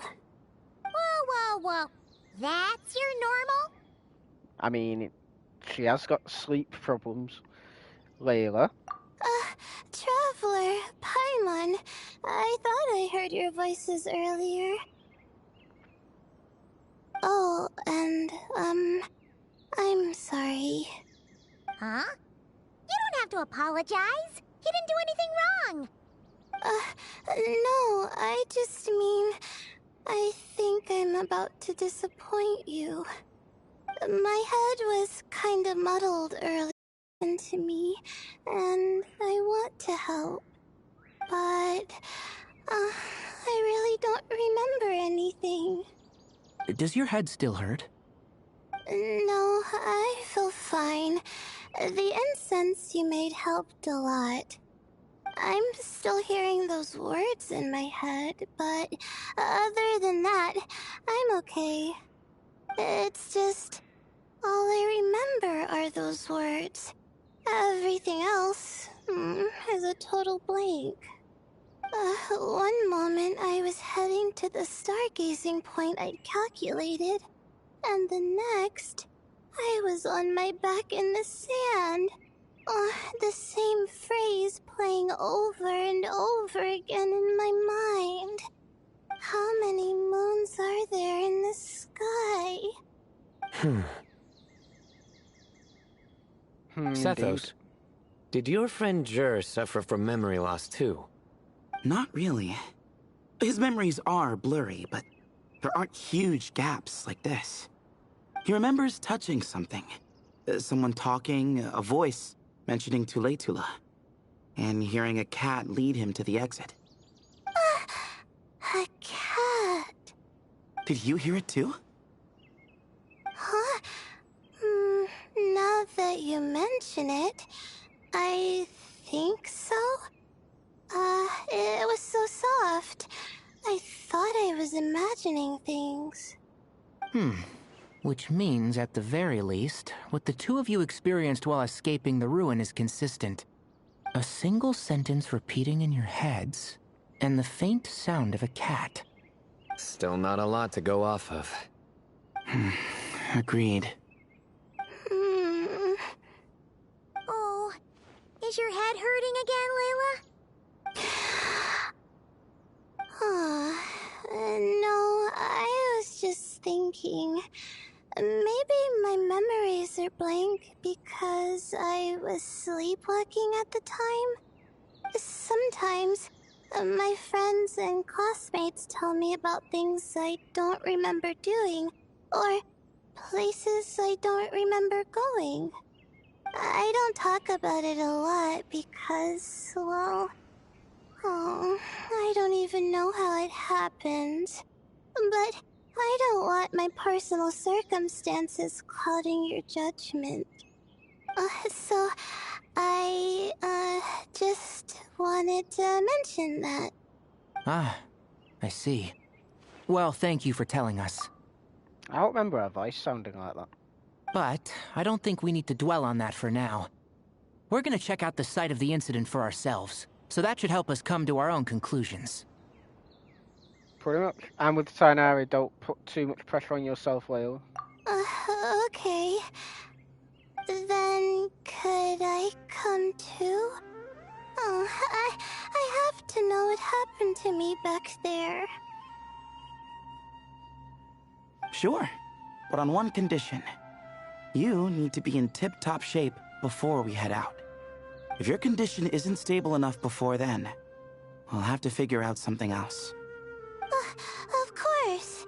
No problem. Well, I'm more concerned about Tainari. You sure you'll be alright in the desert? You say that like I'll evaporate on first contact with sand or something. Call it curiosity. If this concerns my ancestors, I want to figure out what's going on. Anyway, as long as I take things slow when the sun's out, I should be fine with the right preparation. Besides, it's a good idea to have a doctor on hand in case of emergencies. So long as our doctor doesn't become the emergency. Well, if that happens, I suppose I'll just have to rely on the kindness of my entourage to haul me back home. Alright, well, that all sounds good to me. Let's meet in 2 days like we agreed. Sounds good. Jer and I are gonna head back to the Temple of Silence to do some research in the meantime. See you in a couple days.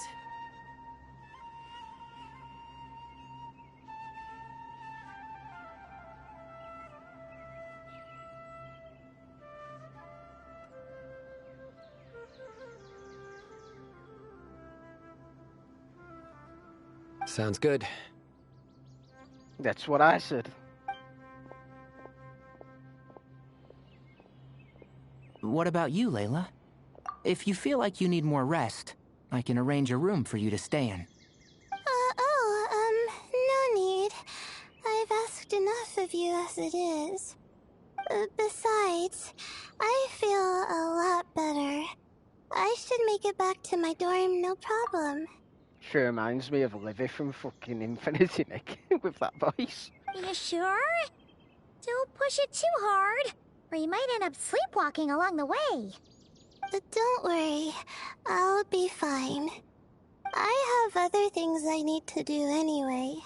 Like letting my advisor and classmates know that I'm fine, adjusting my stargazing schedule, things like that.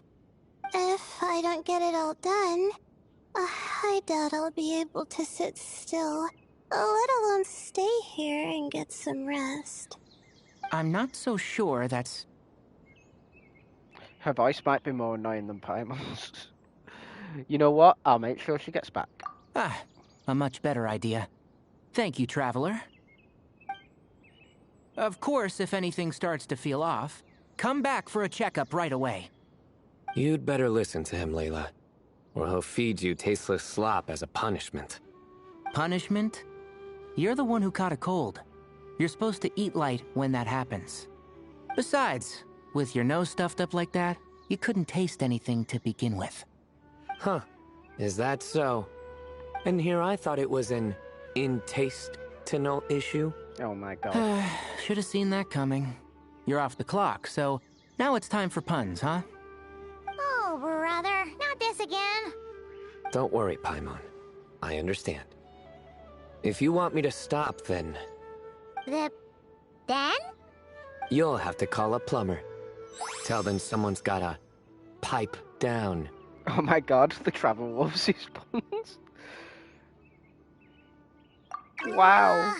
This is getting more insufferable by the second. Put a sock in it already, please. Got it, Paimon. One sock in, coming right up. Uh-oh.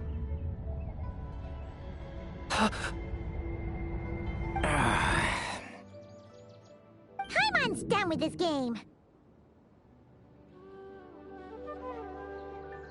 You win, okay? Let's just get out of here. Please.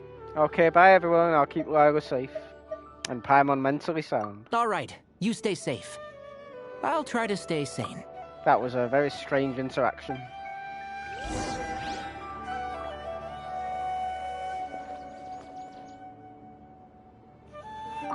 It seems your jokes have improved with practice, Traveler.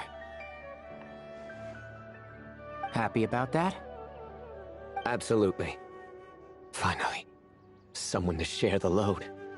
Ah, you know what? Kale's helping out the academia, but I haven't had the chance to check on her. Why don't you do me a favor and go do that? Hold on. I thought you were having me over for dinner. He changed his mind. You're doing his head in.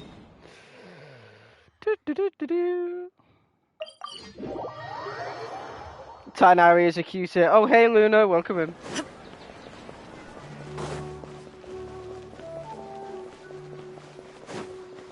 I don't. You like Tainari, do you? Moons. Ashalenak nuts. Moons. Ashalenak nuts. Are the moons going nuts? The moons are nutty, I guess. Suppose it's different than the usual cheese. Paimon, please, enough repeating. You're putting me to sleep over here. Oh no! Looks like Paimon's caught the brain bug too! She can't stop thinking about those two things! Hey, how are you? How are you? Yeah, I'm doing good. My body's just irritating me as usual. How are you feeling? I noticed you've been ill for the past God knows how long. You started to feel better yet? Oh, Paimon's gotta clear her head. But how? Aha! Got it! The cafe over there! Why don't we head over for a quick pick-me-up?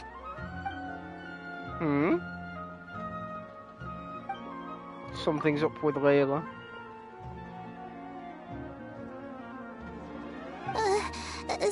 Sorry. I feel kinda tired all of a sudden. Wait! Is it because of all Paimon's muttering just now? Probable. Oh, sorry. The coffee will be Paimon's treat, okay? So generous all of a sudden. Hey! You make it sound like Paimon's stingy or something! Maybe you are? Huh. Well, she'll just have to show you her true colors. Yeah! Starting now! The true colors. 2 weeks. I went to work for 2 days and got sick again, and now my voice is gone, and I sound like a squeaky dog. Oh my fucking god. That's hilarious. But also, get well soon. That's insane. It's like, oh, we'll let you be okay for work, but fuck your days off. Sounds fun. Sounds like a nightmare. You sit tight and take care of Layla, Traveler. Paimon's gonna get us some snacks and coffee. Be right back. Don't go anywhere in the meantime. Nah, I've had to take today and yesterday off sick. Ah, damn. Oh no, I'm talking about because you said you went in for 2 days and then got sick again. But yeah, I get you. Insane.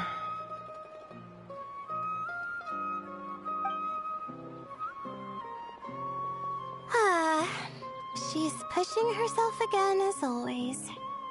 One day you'll stop getting ill, right? One day. Other Layla, I presume. Saw right through me, huh? Oh yeah, forgot she's got like a sort of split personality. Whenever she's in a sleep-induced state.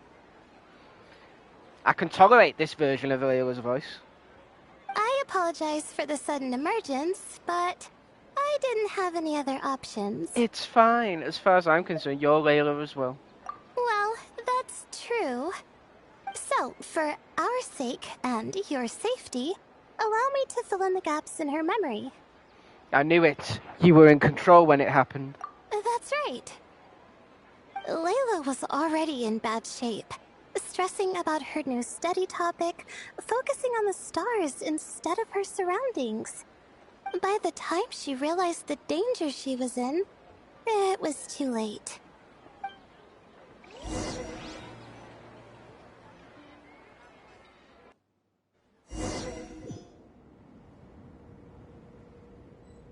Not my books.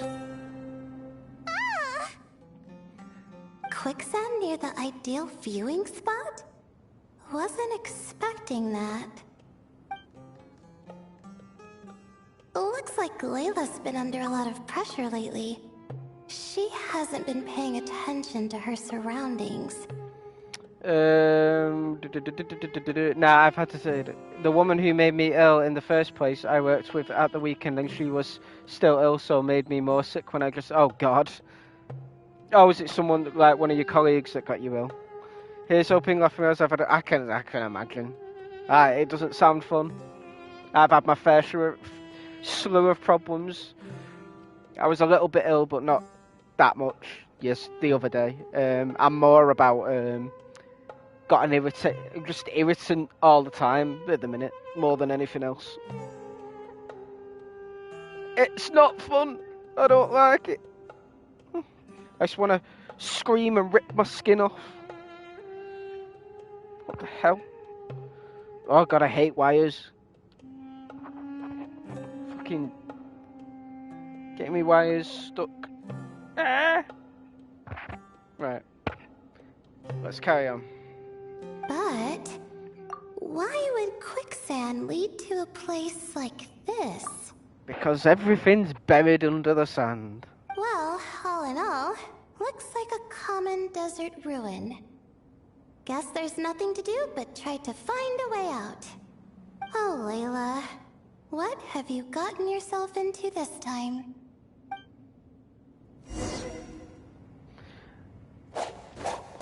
Whee! Oh, I forgot she does that. Might have to use them all, that's cool. Whee!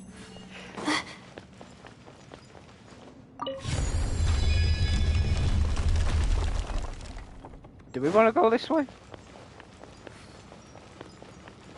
Ooh.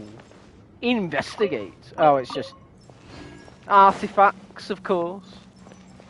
Well, that's a dead end. Literally, haha, I'm over it. Can I imagine? But, cheers for popping in. I hope you're having a good day, at least. Regardless of being ill. Nice, chill time. Watching movies. I don't know. Whatever you do when you're ill.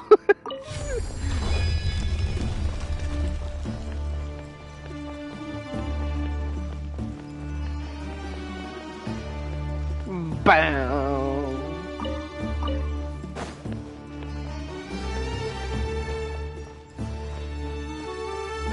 I miss the desert. There were so many fun quests in the desert. Lots of lore.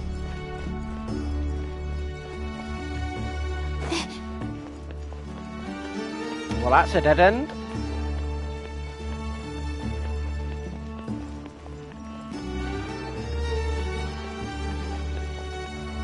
So is there a hole in the ceiling? No. Oh, there is there, kind of.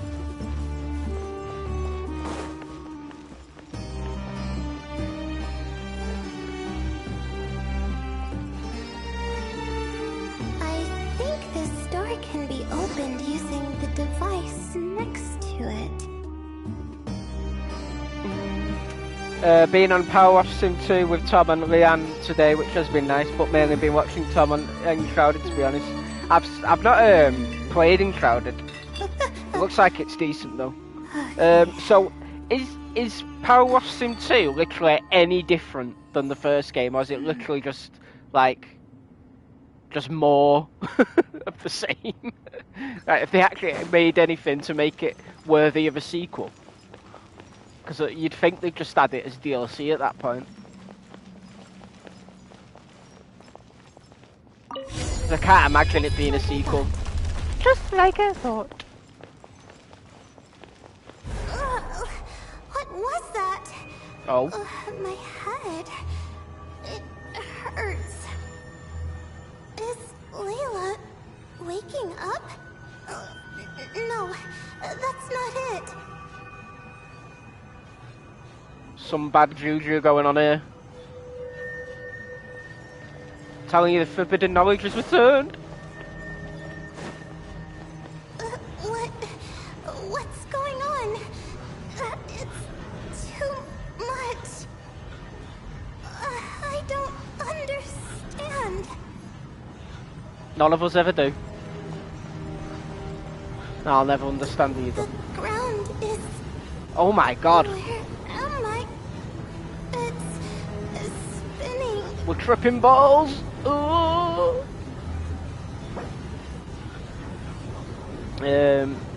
Yeah, there's a new washer, water effects running down on windows. The locations are way more fun, just the whole improvement to be fair enough. I'll definitely be playing it at some point. I love collecting my achievements. And it might have a weird fun story like the first one did.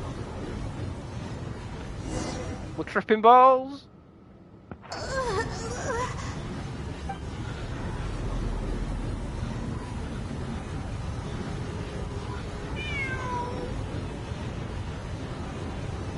Where's the cat?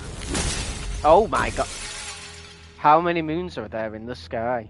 How many moons are there in the sky? How many moons are there in the sky? Okay, information isn't rushing into my brain anymore. That's good. How many moons are there in the sky? My head hurts, but there are no more dark spots in my vision, and I can see in front of me. Still, how many moons are there in the sky? What's going on? The same thought keeps popping into my head. What does it mean? How many moons are there in the sky?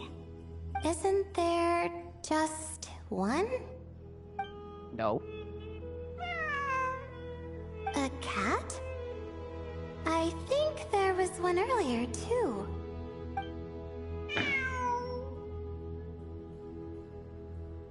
I'm not hearing things. It really is a cat. But what is it doing here? How many moons are there? No! Stop it!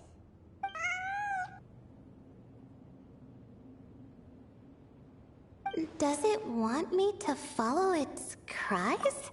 Maybe. Well, it's not like I've got other options. Come on, Layla. You can do this.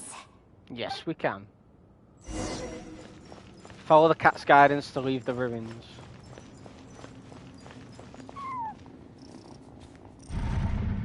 Oh my god, it's a magic cat.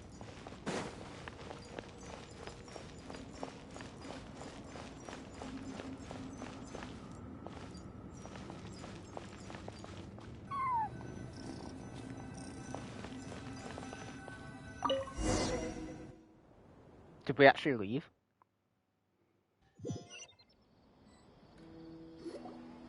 And so, I followed the cat's cries to find my way out. It was quite a kind creature. It didn't even leave until the other me started to wake up. Well, that fills in the gaps. Sounds very similar to what happened to Jur. Thinking back, it all started when I touched that device. I've heard fellow students talk about it before. How the desert is full of objects that do strange things. Sometimes it's just a minor inconvenience, but other times devices like that can cause massive trouble. I know exactly what you mean. Of course. I forgot how much adventuring experience you have. Still, carrying an umbrella doesn't mean you can't get soaked, so just be careful and stay away from unknown devices. Thanks for the advice. No need to thank me. You and Layla are about to head into dangerous territory together. You need to be safe so she can be safe. Well, I think that about sums it up. And just in time. Your coffee's here. Traveler! A little help over here? Seeing Paimon precariously try to keep her balance, you rush over to help her out. When you turn around, Layla is rubbing her eyes sleepily. Uh-oh, other Layla's back. I'd follow the cats, no question asked, right? Brina was trying to find me out, so I bet she was.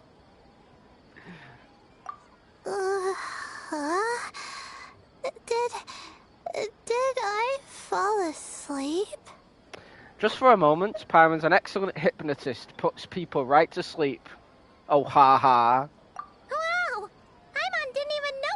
an impressive skill. I don't think it was a compliment, Paimon. Ha! Does that mean since Paimon bought this coffee, it would just make you sleepier? A beverage that puts people to sleep. Better saved for work hours, I think. I don't think we'd see Al Hatham. What? So you can nap on the job? Who does that? Huh? Oh. Beep boop. Beep No. boop. Oops. Oh, Hatham! Kave! Nice to see you! Oh, and you too, Marak!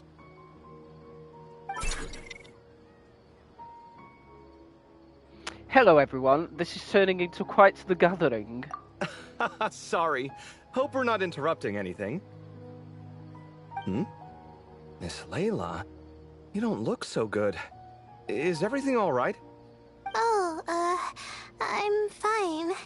I was sleeping just now, so I'm still a bit... Ah, I see. And we woke you, didn't we? I'm sorry. We shouldn't have been so loud. No, you didn't. I didn't mean it like that. Sorry.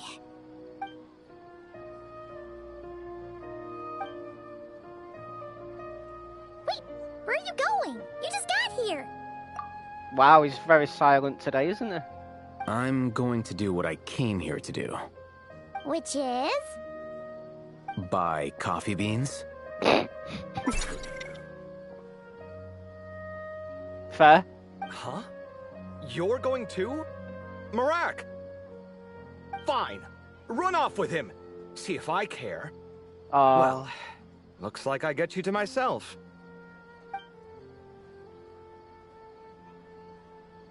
It's been a while, hasn't it?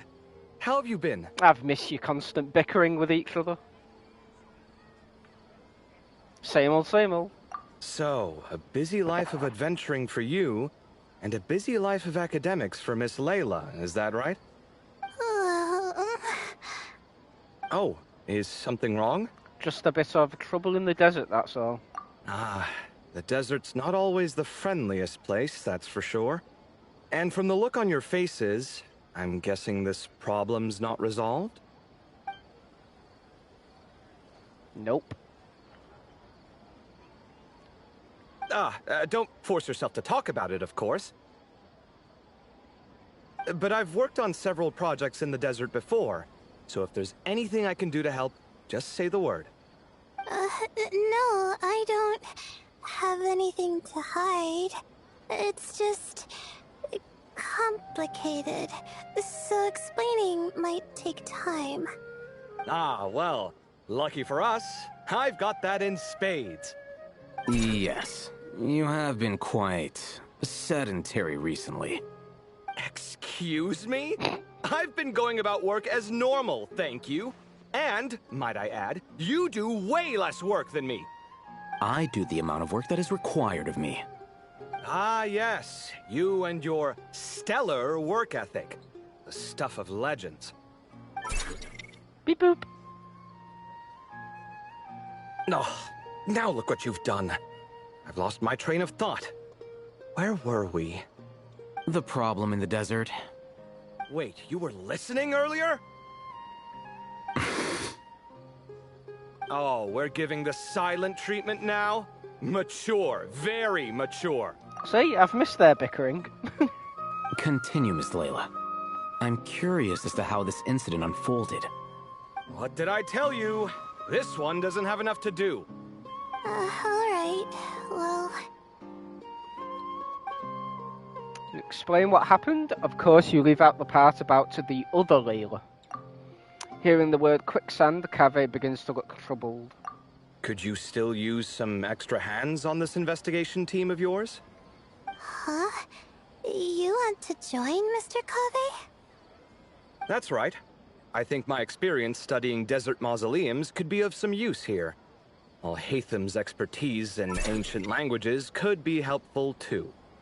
Besides, I consider you all to be my friends, and friends are supposed to help each other out. Wait, I'm involved in this now?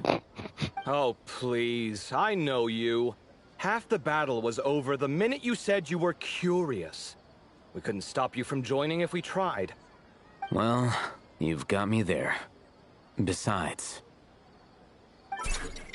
Beep boop, beep boop. This suitcase of yours has been jumping at the chance to volunteer for a while now. I imagine... You imagine? Mechanical life forms might also feel homesick from time to time. Huh. Makes sense. Remember in Effa, she was homesick. Huh. Now that you mention it, Marak's core was a component sourced from the desert. That could prove useful. You're sure you want to come with us? It could be dangerous. Oh, I'm sure. All the more reason to recruit as much help as possible. It's important to count on friends at times like these. Really appreciate the help. Our pleasure. It's a plan, then. You give Keva and Al-Haytham the directions Sethos provided. You are trapped for a while longer, and Layla's spirits are lifted. All right, we'll head back to our place to get ready. This one hasn't been on a trip in a while. Chances are, he doesn't even remember how to pack a suitcase. I'm not worried. It'll get done. Somehow. Would it kill you to help every once in a while? I do help. It's called moral support. Oh, of course. And I am ever so grateful. Goodbye, you three. We'll see you soon. Oh, and Kaveh, your coffee beans. You were too busy glaring at Al-Haytham, you almost forgot them.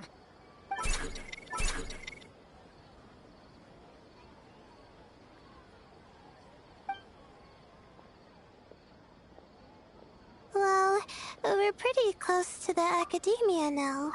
I should be fine from here.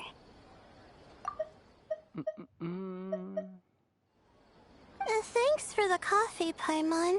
I feel much better now. Coffee's great and all, but you need sleep too, Layla. Right. I'll follow the doctor's orders.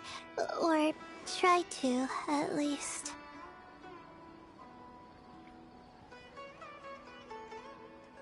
With the blessing of the stars, I hope we all get a good night's sleep. Act 1 complete.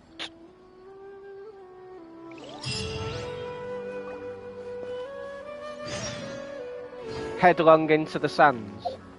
Okay.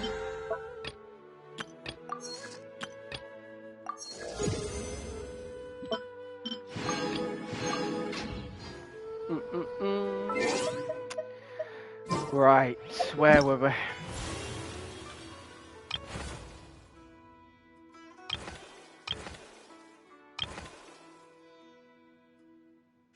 Wait, there's only 2 parts to it? Usually we have like 3 parts to these event quests. That's interesting, to say the least.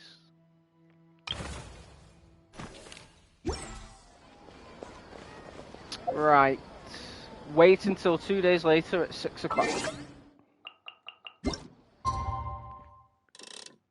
Alright, so tomorrow, the day after tomorrow, there we go.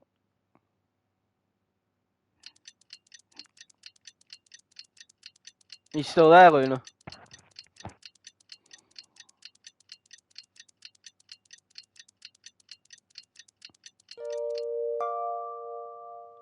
Inactivity serves no purpose whatsoever.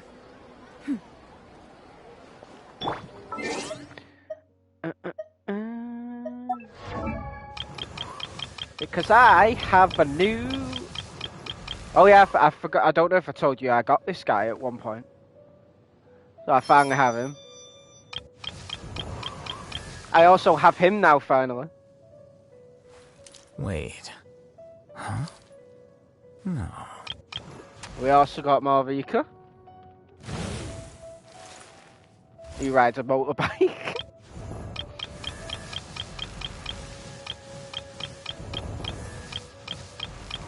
So many characters. I finally got Genshin. 1, 2. And we got this new character, Nefer.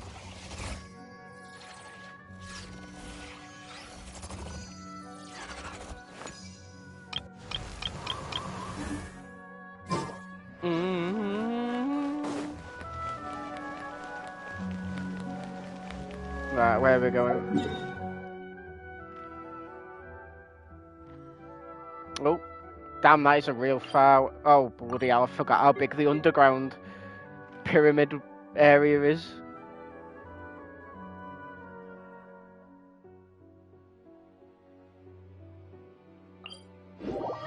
Time to have a nice leisurely stroll through the desert. What a wild and desolate sight. Allow me to grant you the blessing of water.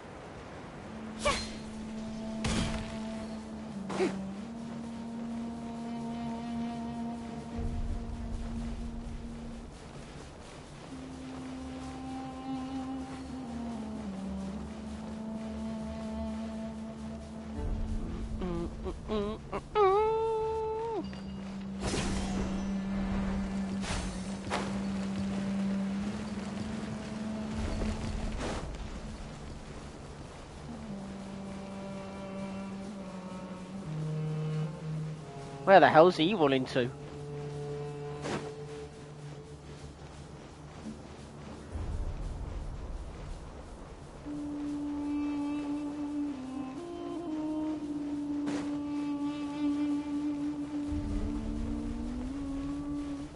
God, that sunstroke.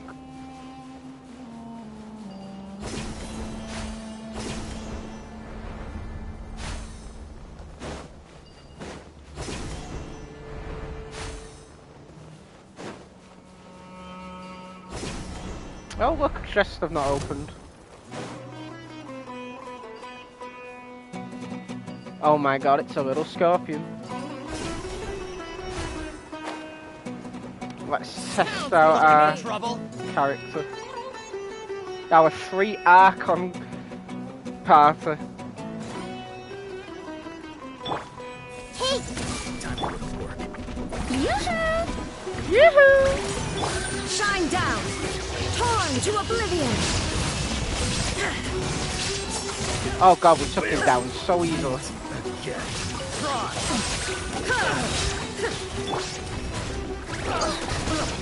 Time to shine! Have a little taste! The wrong test subject. I like how she bows when you stop attacking.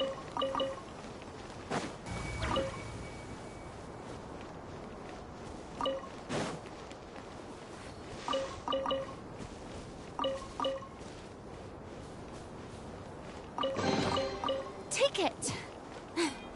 Go on. You have my approval. That I will, my friend. That I will. Strike a pose.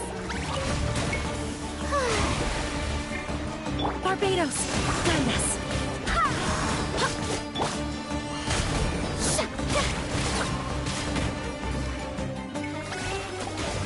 Illusion shattered! This may hurt a little.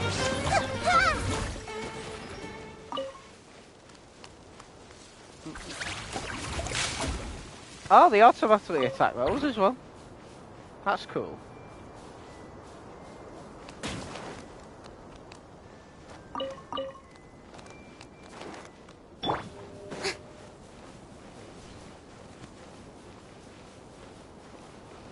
Oh, it's one of those chests.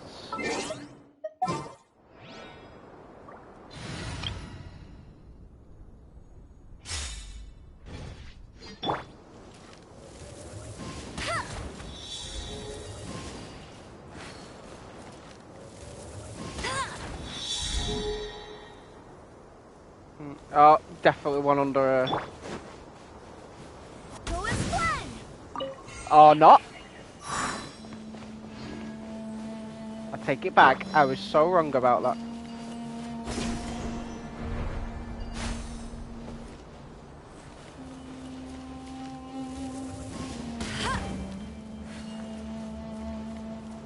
Where could the Get ready fourth for the one gliding be? champion of Oh, there it Mondstadt.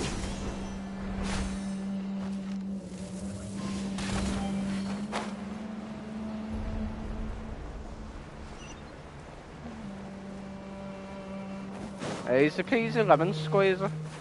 Why is that side not lit up? Wow, these will come in handy. That's kind of weird.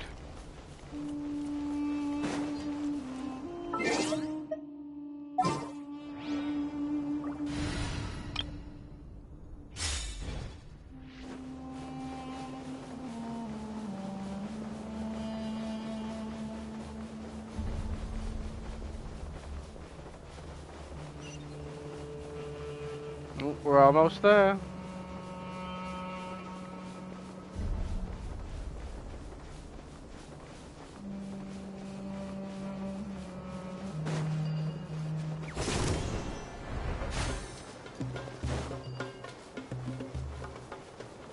Here we go.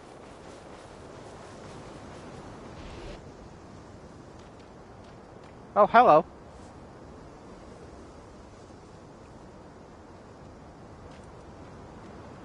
The way it just jumped about. Looking at the map, we should be getting close. Speaking of which, the closer we get, the more Paimon's heart feels like it's beating out of her chest. Must just be the jitters of excitement. Excitement. Yeah, sure, that's it. Oh look, it's Tainari and the others. Everyone's here bright and early. They must have set out last night. Yeah, the desert's a pretty harsh environment. Better to travel at night and beat the heat. Hey everyone, we're here! Ah, right on time. Looks like the desert's treating you okay so far. You don't need to worry about me. It's not too hot yet, and I'm properly hydrated. All right, we're just waiting on the two people Miss Layla mentioned, and then we'll be set. What about Jer? He's staying behind. If we don't make it back after a certain time, he'll be in charge of rescue operations. You can count on me. Nice! You thought of everything! Oh, and Cyrus said he'll be in Aru Village, so he's also available if we need help. Haha! Amazing! Having people to watch her back is making Paimon a lot less nervous. Did you get a good night's sleep, Layla? Yeah, I did. After hearing about what happened, my advisor gave me some time off to rest. So, my studies are on hold for now. Then, does your advisor know you're back in the desert to investigate? Yes, but I was only allowed to come after I mentioned that General Mahamatra would be there too. Quite the reputation you've got there, Sino. Something wrong? You haven't said a word this whole time.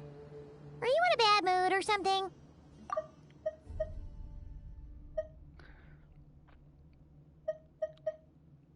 No.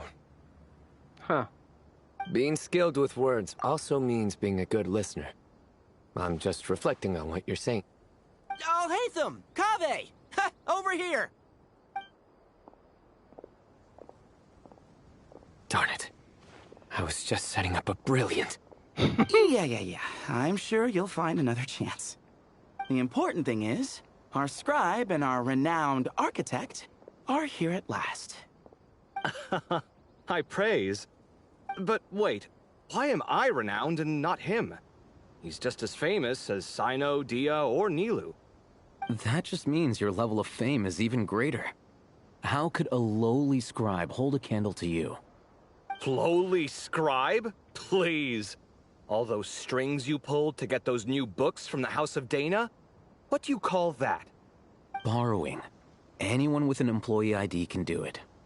Uh-huh, yeah.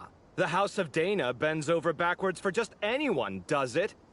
Send a report to Lesser Lord Kusanali then. Let her know someone at the Academia is abusing their position. Hey! I never said abusing. Impressive verbal sparring, as always. Beep boop, beep boop. Oh, hello to you too, Marak. Well, looks like your assistant is raring to go, Kaveh. Oh?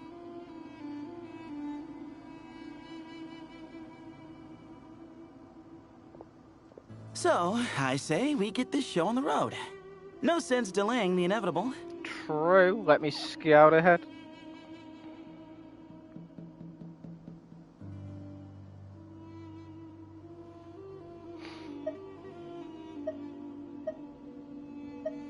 No need. We're in this together, remember? Sure. This is the entrance, yeah? Yes. Perfect. Then, if we're all set, let's get moving. Ruins Exploration Act 2. Headlong into the sands.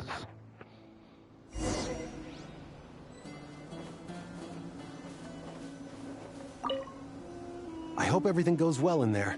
I've got your back from out here. I'm sure it'll be fine. Silent NPCs.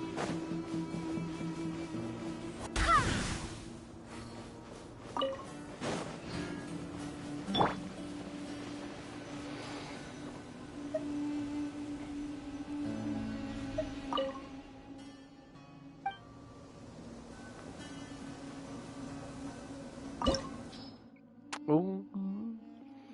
Some unknown ruins that Layla once stumbled into by mistake. It seems that many unanswered mysteries remain in the Great Red Sand. Yeah, I think we've got a good team.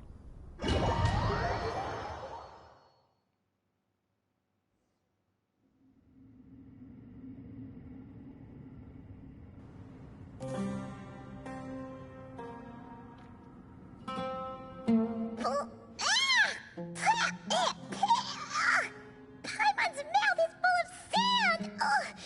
So that's what falling into quicksand feels like? If this was quicksand, we would have struggled to breathe. No. I think this was regular sand, and we didn't sink into it. We fell through it. Into this place. Agreed. In other words, sounds like a you problem, Paimon. Ha, very funny. No, wait, Paimon's the only one. Did he really just say that? Ha! See? What? I'm the only one with sand in my shoes? Yeah, right. This place looks kind of familiar.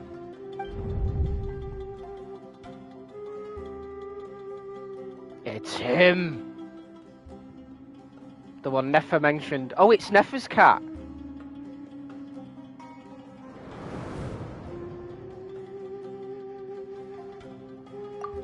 Well, looks like everyone made it here unscathed. Let's keep going. Interesting.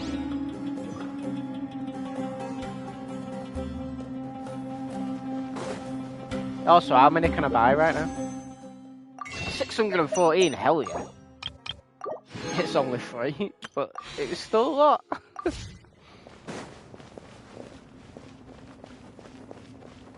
I just hope I don't lose my 50-50 on the next character. I could get lucky 2 ice in a row. It happened loads of times in Honkai. It could happen in this too. Not that it rarely does. Not that it ever does. I need to stop pulling on the weapon banner, to be fair.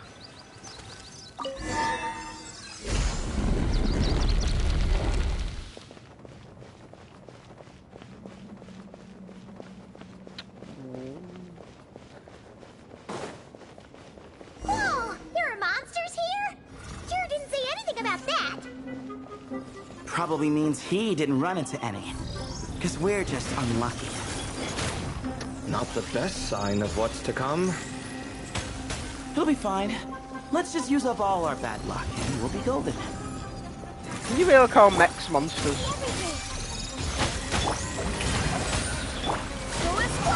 There is no escape. Now you shall perish.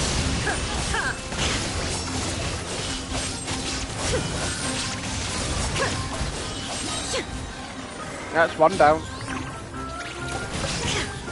Illusion shattered! Shower me with praise!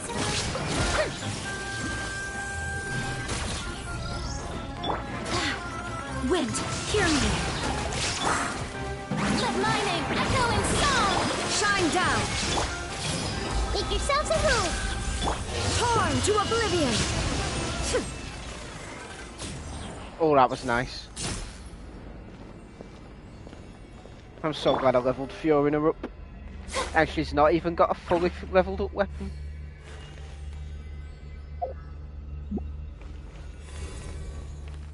Or artifacts. I only got 2 to 20. Just goes to show how strong they'd be if I actually like got some decent artifacts.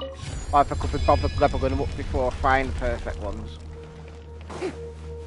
Because let's be honest, are we ever going to find perfect ones? Even with the new items that allow you to make some, you still got to use a lot of resources.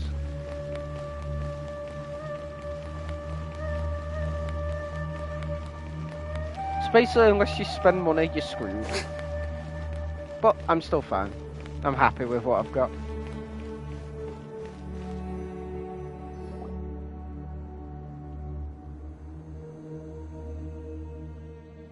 According to the other Layla, there should be a door nearby with a strange device in front of it. Ah, there it is.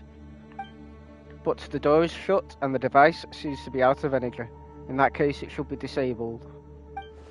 Good. At least we won't fall into the same trap. I should probably remind everyone not to touch anything, though. Be careful, everyone. Don't run around touching everything. Well, that goes without saying. Fair point. There's just one problem, though. The only way forward is through that door. Oh! Is it time to hunt for a key? Paimon loves this part.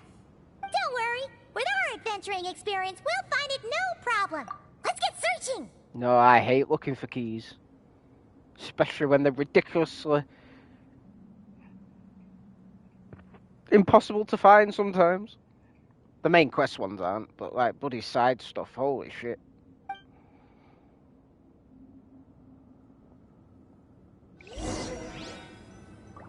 Marak, wait! Maybe Marak's found it.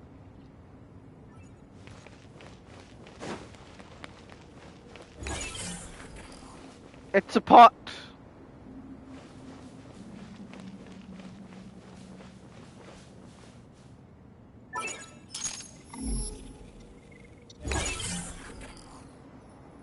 Marak seems interested in these jars.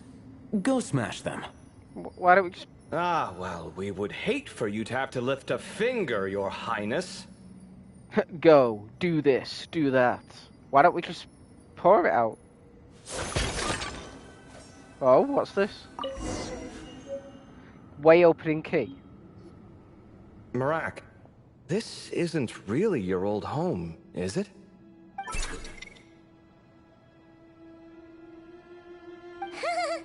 No idea what that means, but Marak does sound pretty happy. So, mechanical life forms do have the capacity to miss home. A novel discovery. Well, with Marak leading the way, we should be safe, right? Yep, let's follow Marak's lead. I'll open the door. Stay on your guard, everyone.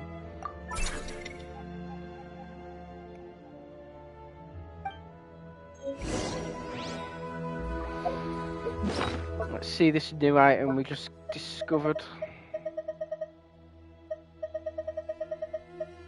Oh my god, I forgot about this. The art of negotiation.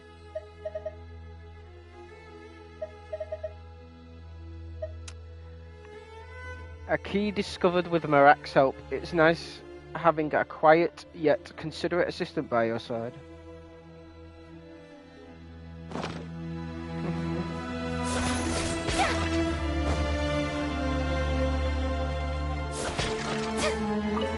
I love the way she stabs the sword.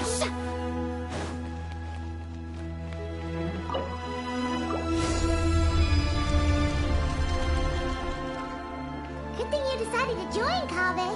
Otherwise, our investigation would have ended at that door. It was nothing that I did. You should thank Marak instead. I mean, I'm sure we'd start smashing stuff.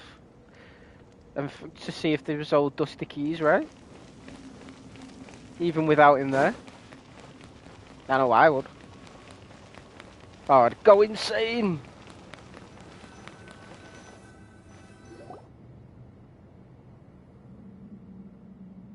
Hold on. At this rate, Paimon's gonna lose her title as best guy to a mechanical suitcase. Don't worry, Paimon. Even at your most useless, you're stuck with me. Jesus Christ. I swear, I don't know what it is, but the further into this game you go, the meaner to Paimon he gets. Aw, thanks. Hey, wait. What do you mean, useless? Well, no weird mental symptoms so far. I'll take that as a win. That said...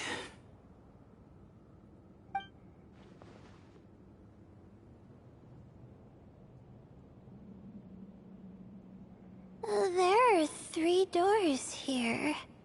So, we split up. Divide and conquer. Otherwise, this whole thing is in ruins. Oh, for God's sake. No pun intended on that last part.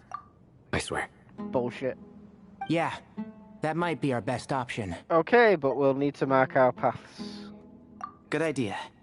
And the minute things go south, we go back the way we came. Ooh, this is getting exciting! So, who's teaming up with who? Paimon calls dibs on the Traveler! Of course. After quick discussion, the teams en route are decided. Marak was a popular pick, but ultimately it's decided that Marak should go with, or rather lead Kavi's team. So we stuck with. So Sino, Sethos and Tainari go together. Oh, I guess we're not opening the other ones. Huh. This takes me back. Last time we were in the desert together, the 2 of you came all the way out here to gang up on me. Oh? Sounds like someone's holding a grudge. Just what I like to hear. If you're still hung up on that last one, just name the time and place, and we'll have ourselves another thrilling... duel. Huh. What's with the awkward pause? Were you expecting me to stop you from saying something stupid? You two can have 1,000 duels for all I care, after we're done here. For now, focus on the task at hand. What if I don't want to focus on the task at hand? Right, right, so what weapons he got? Of course, he's got his signature. And he's got that thing. Fair.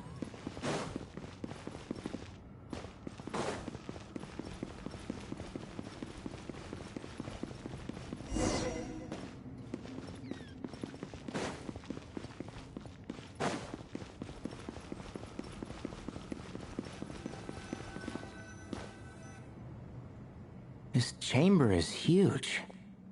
I can't even imagine what it's used for. Oh. What's wrong? I seem to have stepped on some kind of stone slab. Huh. There's a pattern on this, but it's hard to make out with all the dust. Huh? Look! The shape seems to match the markings on the ground over there. Let's slot it in and see. Oh, we're about to do a jigsaw puzzle. And we have a match. Looks like we need to find the other 3 broken slabs. Let's search the area, but be careful where you step.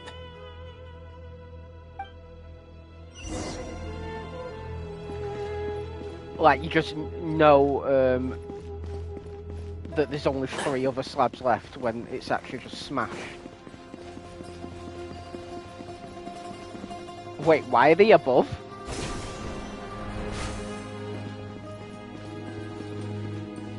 Ooh, got one. Ouch, but watch out. The edges are kind of sharp.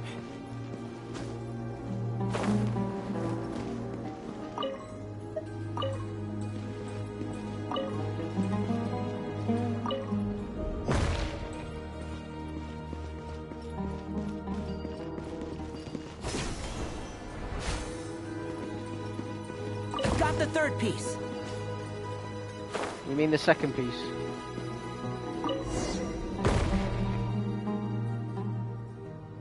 We just need one more.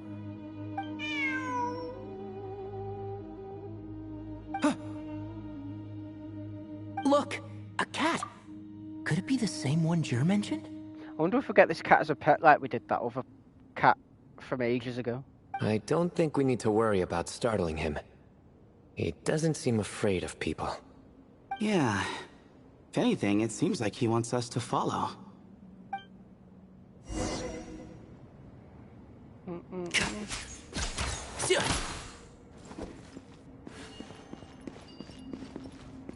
Keep up. Oh. There we go.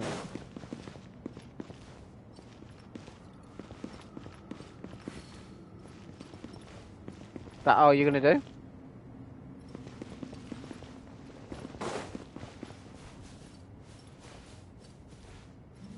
Oh, here it is.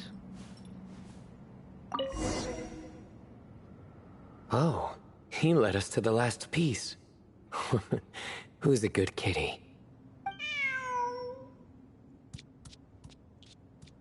I never thought I'd hear you say something like that.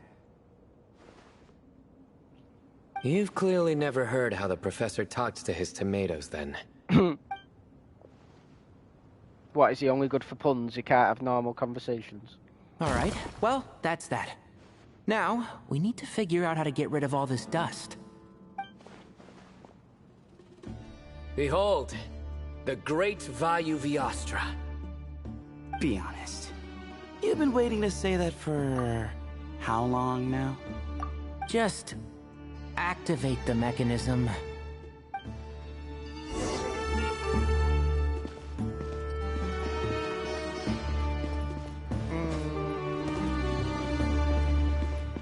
Wait, how do I activate it? By attacking it? Oh. Oh yeah, I forgot you can't climb in domains.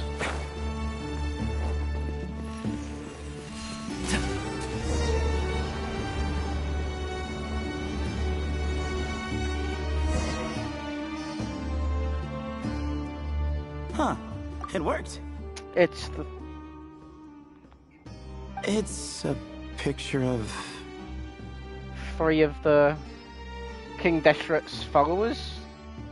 3 Hermanubises? That can't be right. The ears aren't vertical.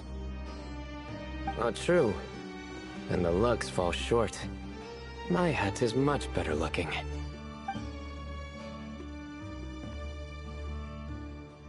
A goat, an ibis, and a crocodile. Oh, wow. Our botanist knows more than just plants. Riveting observation. I was just thinking. These 3 figures look a lot like the 7 pillars of King Deshret. That's the one, the That's 7 right. pillars. These are our colleagues. That's right. These are our colleagues. Our what now? You sure about that? Just kidding. But what I meant by that is, these were Hermanubis' colleagues back then. The middle one is the Goat King Hereshef, Minister of Ministers, the god Amun's most trusted chancellor. Records say he was the deputy king of the Desert Sands, chief among the 7 pillars. Yeah, the 7 pillars of the suns, that's the one. Someone even more impressive than Hermanubis? I wonder if that ever got his goat. Sorry, couldn't resist.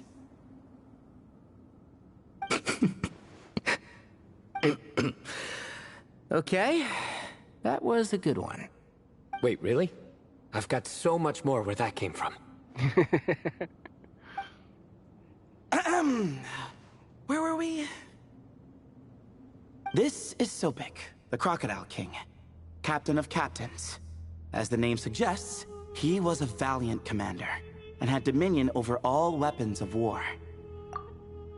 And we know the Ibis one, Nefer's got his power at the minute, for whatever reason. And finally, this is the Ibis King Thoth, scribe of scribes. Your memory's pretty impressive. I bet you're almost as good as me at memorizing cards. A scribe? Did he manage archives then? Like Alhaitham? Wait, that's all Alhaitham does? I never knew being an academia scribe was such a cushy job. Well, that's how his friend put it, anyway. But it does seem like he has a lot of free time. Well, I don't know much about the academia, but I'm sure the Ibis King had more responsibilities than that. The temple's records say he represented the wisest aspects of King Deshret, inventing the desert script and arcane arts at his king's command. He must have been quite the impressive man, then. Or creature, depending on how you look at it. Still, why are these three the only ones represented here? What about the other pillars of King Deshret? Maybe because the three of them were extra close? Huh. Kinda like us. Oh yeah! Maybe we should have someone inscribe us on a commemorative stone slab, too. Or, we could just take a picture. It would serve the same purpose. Anyway, no more distractions. Huh. Doesn't it look like there's writing carved into the corner? Huh. There is. And it's in the ancient desert script, too. Looks like the Ibis King left you some homework. Give me a sec. I'll try and translate it. The ministers are unvirtuous.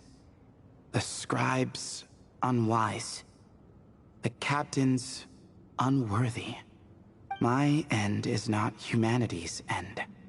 Hereby bestow upon you all the far side of eternity. Aru. Side Aru eternity? Wait, so... they went to Aru? It doesn't sound like it was their idea. The side of eternity, Aru. The far side of eternity is said to be the final land of dreams for all desert dwellers. But if such a place did exist, wouldn't it also be an inescapable prison? Yes, and based on the writing here, it's clear King Deshret wasn't pleased with these three.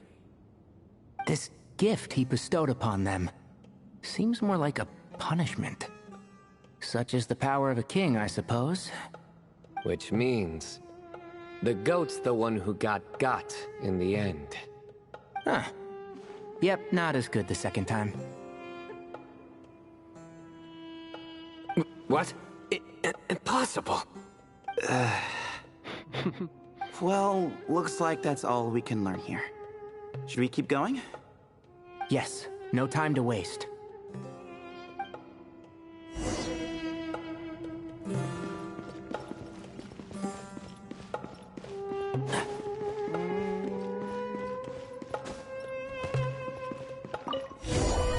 A little earlier in a different part of the ruins.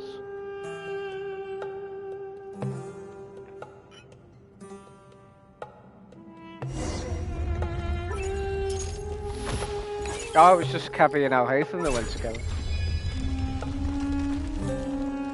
Jeez, who knew a suitcase could be so fast? Marak is nothing like this when it comes to housework. Hey, wait up! A scout's job is to take the lead. Just let Marak figure it out. Easy for you to say. I'll be the one doing the repairs if something happens. Why don't you go scout ahead then? When I think of a comeback, I'll let you know. No rush.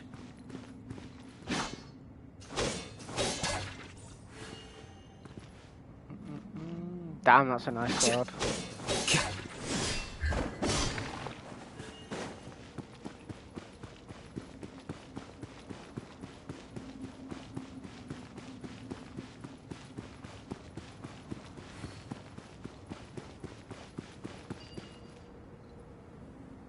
Oh, Marak stopped. What is it? Found something? Looks like something covered in sand. Oh, another, like, tablet? Let's get it out then. Come on. Oh, it's a stone slab. Good job, Marak. Yeah, another slab. Let's take a look. Huh. Looks like this part of the picture goes over there? I wonder if this is 3 of the others.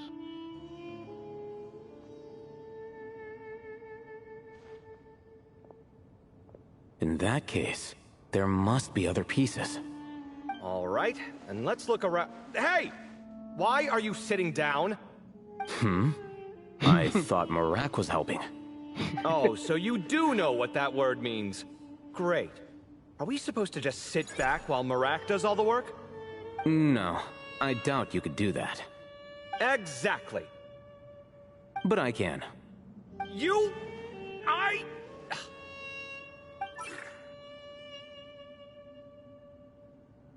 See?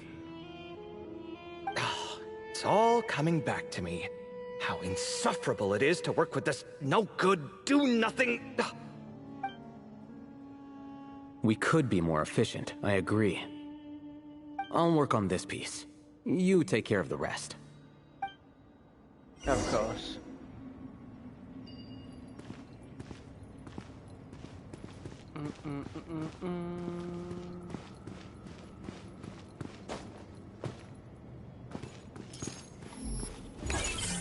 Oh, he found one. Found one!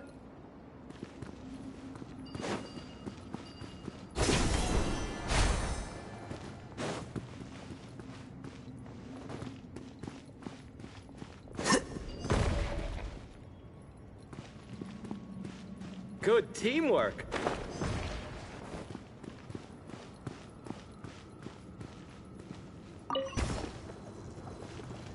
I found one too.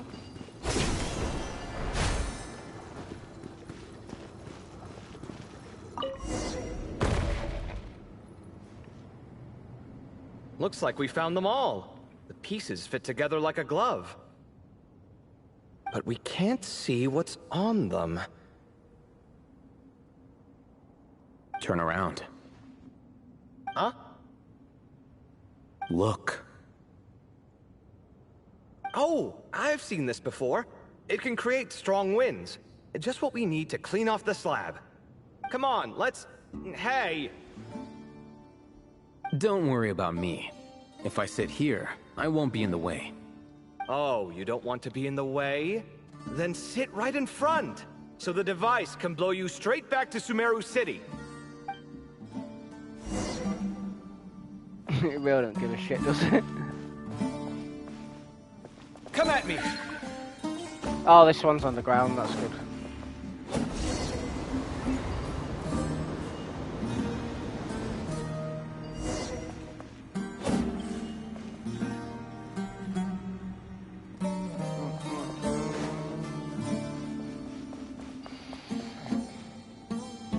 Done.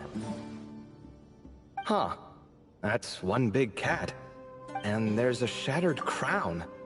I think it's depicting some kind of story. That's the cat that's been following us. Look, there's writing too. The Ibis King answered the young noble, granting him the wisdom he sought. But the fragile crown was shattered by lies in the end. Here I leave the name, Gudars. Gudars? I've seen that name in a history book before. He was a young noble who sought to save his realm, and a king who once united the desert. That's right. Although his methods were rather shameful.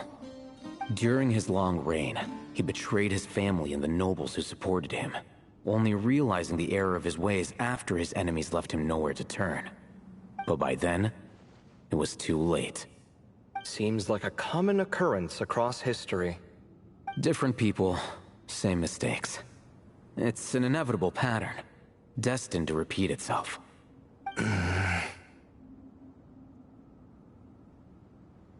The writing mentions the Ibis King, but a cat is depicted here.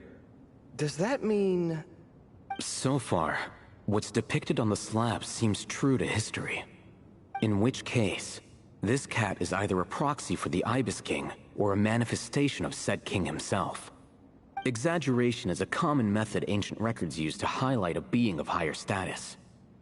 And as we know, Layla and Jur both heard the sound of a cat while escaping the ruin. You're saying the Ibis King, one of the legendary 7 pillars of King Deshret, is here, still helping those in need? I'm saying we can't rule it out.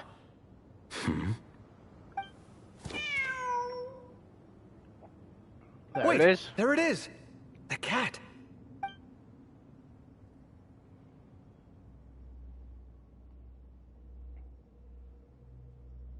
Helps both sides. Ah! Marak went after him! The cat's showing us the way forward. Come, let's follow. Okay.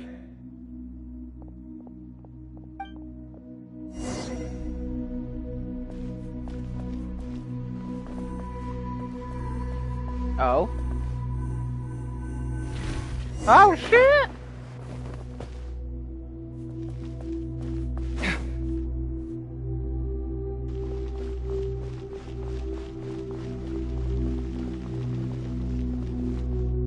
Huh. The cat's gone. Yes, but look where he led us. Oh. Another slab. It looks similar to the last one.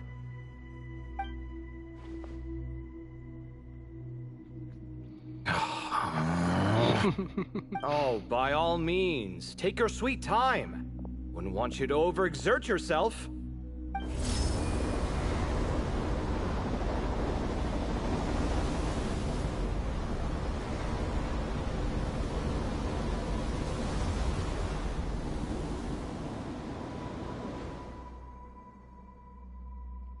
Huh. The scene depicted here seems to be a different tale. The snake. Ibis King answered the gin-blooded dancing girl, granting her the wisdom she sought. But enemies plotted to kill her close kin. Snake venom was her self-chosen end. Here I leave the name. Makaira. The Temptress of Woe? You've heard of her? Of course. I don't just sit around doodling all day. She's mentioned in tons of papers about the desert. As I recall, she was given as a gift to the tyrant king of Gurabad, and later seized the opportunity to kill him. After getting her vengeance, she reigned as queen for many years, until her enemies attempted a coup, and she took her own life. That's more or less the version I've read as well. It seems this queen also had dealings with the Ibis King. Yeah, I'm starting to find this whole granting wisdom business a bit concerning. I mean, considering how Gudars and Makaira ended up, it might not have been a good thing. But, at the same time, if the cat guiding us is linked to the Ibis King, then he doesn't seem like a villain either. People are complicated. And the same is true of the servants of the gods, no matter their wisdom or power. Let's reserve judgment for now, and keep moving. Sounds good. So now for the third group.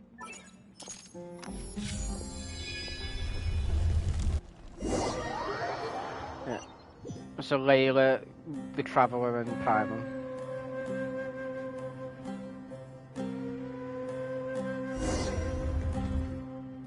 Oh, Paimon meant to ask earlier. Have your memories come back, Layla? No, sorry. To be honest, nothing about this experience feels familiar. Besides, my focus is the stars, so I don't spend a lot of time exploring ancient ruins. Guess that makes us the senior researchers in this scenario. Stick close, all right, Layla? Okay.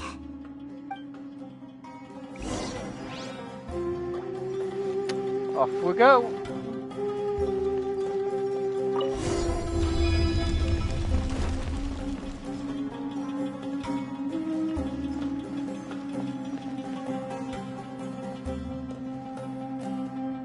Wow, what a tall ceiling. such a big place. It's so empty. Like no one ever lived here.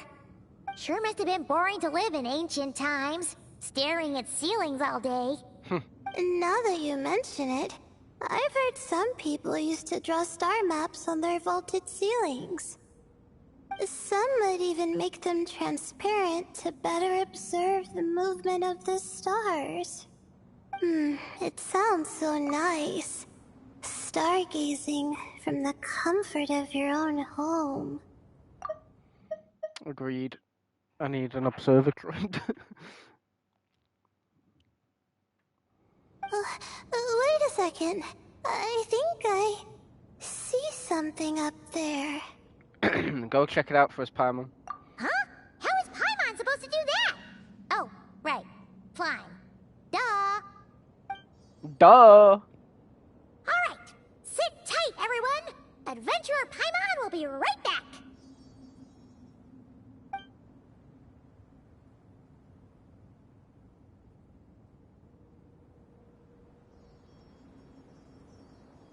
Okay. So, there's nothing super special up there. Just a couple of shelves, tables, jars, and scrolls. And a whole bunch of dust, dirt, and sand. You really want to search through all that stuff? Of course. The more dirt, the better the treasure. Well, when you put it that way... Come on then, let's see what we've got. Paimon's hoping for something super valuable. It's a little high up, so be careful. Thanks. I'll stick close.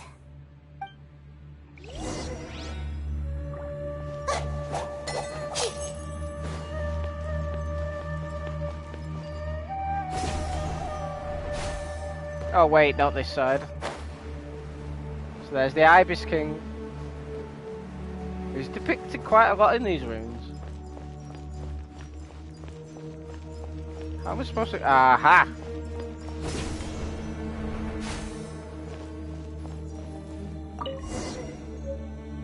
Ragged nose.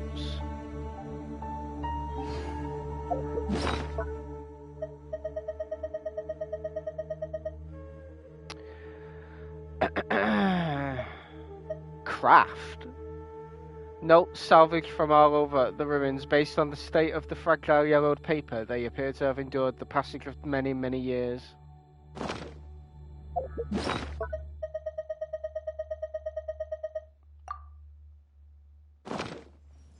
Guess we're finding more.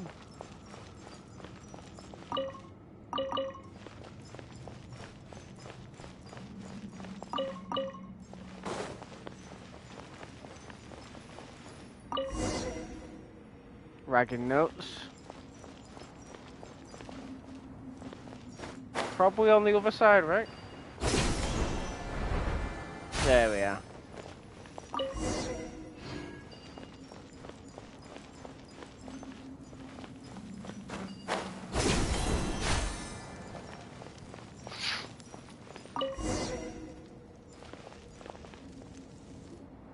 I think that's everything. Most of the documents are in the ancient desert script, except these ones. These seem old as well, but the handwriting makes them stand out. And there are dates on them. Right! Let's arrange them in chronological order before we read through. It better not be long.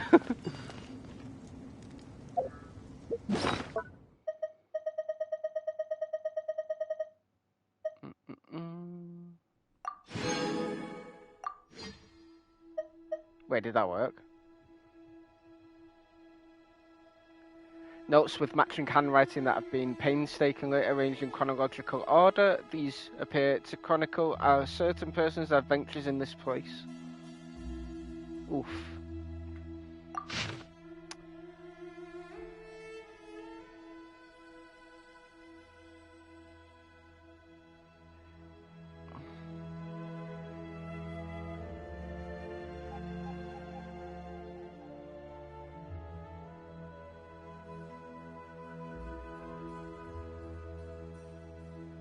As luck would have it, a previously unrecorded ruin came upon me by chance. This is proof positive that my efforts to overcome the relentless obstructions of the Mahamata have all been worth it. The Academia's aversion to the desert has grown to comedic proportions. The unknown is our playground while Akasha shackles us. And those who hide behind shackles, what is it exactly that they fear? I won't be leaving this place anytime soon. I've discovered a number of sites worth exploring, and it would be remiss of me not to seize this opportunity. It won't be easy to tell day from night, since I'm cut off from the outside world. If I'm to avoid losing myself in the unknown, I must not forget to mark the passage of time. Recorded on the morning of the 10th of May. That senior scholar fell and hurt himself. Typical of someone from the rhetorist. Always gazing skyward and never at their feet. I'm guessing the obscuring cell must have been one of the King Deshret's prize creations, judging by how many of them are around here. Thankfully, the injury was limited to a few scrapes and a mild dislocation. After I popped the bone back into place, I had him lie down and rest. This whole thing will set us back a while, but perhaps that's not such a bad thing. For those like him who lack the skills, doing nothing might be the best contribution they can make. As I was treating him, he brought up that tired old topic, asking me to join the darshan. Once more, I firmly refused. Mediocre students find safety in confining themselves to a single field, but what good would that do me? It's only been a few days, but I've already made significant progress. There are numerous writings here about the 7 pillars, each one captivating and exciting in its depth and detail. Now that the senior is no longer holding me back, I can finally work at a faster pace. Recorded on the morning of the 13th of May. 10th of May? 13th of May, yeah. The appearance of the Ibis King was a pleasant surprise, though not as pleasant as one might expect. He's a skilled storyteller, but he loses steam once it's clear his listeners aren't fooled. That said, there are elements of his tales worth investigating and verifying. Although he did point out the exit route, in his current state he can't really intervene. I can tell he's putting on a front and isn't all that friendly toward me. But that's typical of people who care about their status. Since I need a bit more time, given how big this place is, I suppose we'll have to put up with each other a little while longer. Besides, isn't mutual dislike a positive emotion in those who can't get along? In addition, saving that senior was definitely the correct decision. Oh, I nearly forgot. Recorded at noon on the 16th of May. My supplies have run out. Unless I wish to die here, I will have to leave this place. But I still refuse to accept anything from Thoth. People like him, who only talk benefits and never mention the cost, are a dime a dozen at the Grand Bazaar. Of course, for anyone after me who falls for the temptations he offers, remember this at least. Do not trust the Ibis King.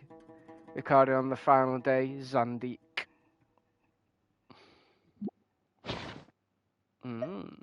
Oh, I get to keep that. That's not a time limited thing, so that is something I get to keep as a memento.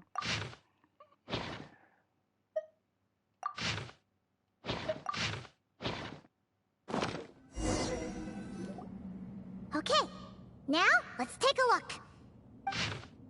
I love that. He's asking me to look again.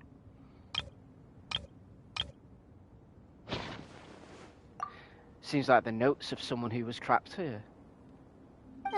Maybe this person fell in by accident, like Mr. Jur and me. Yeah, maybe. But they don't sound super worried about their situation. So, either this person's an ace adventurer, like the Traveler, or some kind of super optimist. An optimist, huh? Oh, I wish I could be that sort of person. Well, blind optimism isn't good either. Besides, you have your own strengths, Lila. That's right! You're detailed and passionate. Great qualities for an adventuring buddy. This Optimus seems super obsessed with exploring every corner of this place. That could have gotten them in big trouble for all we know. Well, I appreciate the compliment. It's almost magical how words like that can make you feel like you can do anything. I only wish that magic could last a little longer. Until I figure out my new study topic, at least. Let's keep reading.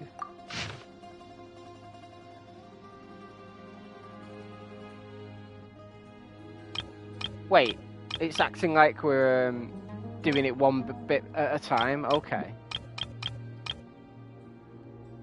Oh, looks like you were spot on, Paimon. See? Told ya! That's what happens when you don't think things through. And all this talk about seniors and juniors, he was a student just like you, Layla. Whew, he sure talks a big talk for a student, though. You'd think he was some kind of old scholar instead. Huh. What is it? Did Paimon say something wrong? No, not at all. I was just thinking, and this might sound rude, but the way this person speaks is just so... cold? You noticed too. I mean, it's good that he helped treat his companion's wound, but it didn't seem like it was out of kindness. More like he was looking out for his own self-interest, or thought he could get something out of it. I don't know. Maybe I'm reading too much into it. No, you're right. He didn't even mention this companion on the previous page. Yeah. If you're both in this dangerous situation together, wouldn't you mention them at least once? If it were Paimon, she would write down the name of every single person she was with. No one would be able to get away. Well, you'd all be stuck there together, so... Actually, I find Paimon's approach quite sensible. It makes sense from a safety perspective, too. Then if anyone's missing, you'd know to go look for them. That way, if anyone came to the rescue, the notes would be able to tell them everything they needed to know. Whoa! That's genius-level thinking! Oh, common sense. Well, I learned that from Madame Farazan, actually. I'm not speaking from personal experience or anything. It's a very useful tip, thanks, Teak. Oh, no! I'm just a student. It's fine! You taught us something, so you're our teacher. Simple as that. Anyway, from the looks of things, the student who left these notes behind was pretty weird. Let's keep reading. Page 3.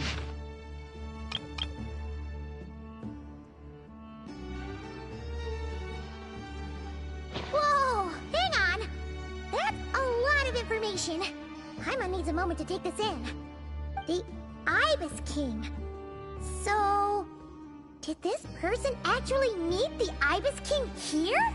Nefer talked about the Ibis King before, she did. Sorry.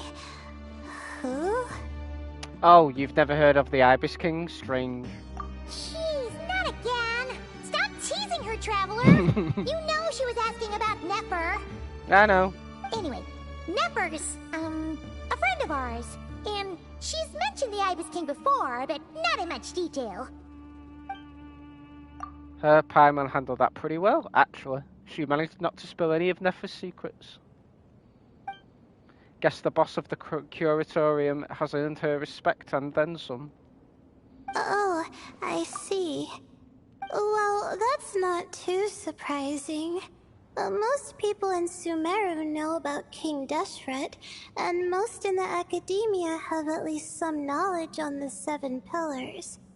Legend has it, King Deshret ruled the desert at the head of several wise retainers, guiding their people to pursue the limits of wisdom. He also left behind treasures for future generations, which continue to be relevant in nearly every research discipline. And now, this message indicates this student and his senior were rescued by the Ibis King. But to think it's possible to meet him in a place like this. We don't know when these notes were written, but didn't the 7 pillars disappear a long time ago? There's something else that's odd, the Ibis King's form. Yeah, the notes made it sound like his powers were restricted. Also, the mention of this form? What is that supposed to mean? I'm not sure. Let's keep reading.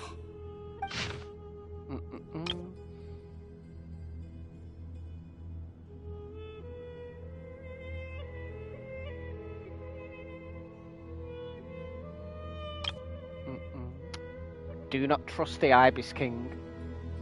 Oh, this is the last page. There's even a signature at the end. Well, sounds like they made it out. Guess it was a happy ending after all. Hope so. I hope so. Wait. But it says, the Ibis King cannot be trusted. Huh. Our friend said something similar. That the Ibis King was a liar. And the notes did make it seem like something wasn't quite right with him. Maybe he wasn't one of the 7 pillars at all, but some kind of con artist. 1,000 apologies, Eminent Lord. Paimon meant to no offense. Paimon's words do not reflect the opinion of the group.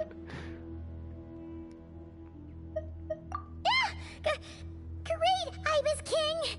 If you heard that, Paimon didn't mean it! Please forgive her! Don't trap us here! I think Paimon raises a good point. Let's keep our guard up just in case. Alright, I think that's all the clues around here. How about we... Oh! It's Marak! That means Kaveh and the others should be around here, right? Hello? Anyone up there? Can you hear us? Yeah, we can! You know, sound travels just fine in an empty chamber like this. You don't have to shout. Of course, if you're shouting to express your excitement at being reunited, by all means, pretend I never said anything. Yelling like this is kinda exhausting. Come on, let's head back down. I mean, he did say you can hear you, so you don't need to shout, right? Whee!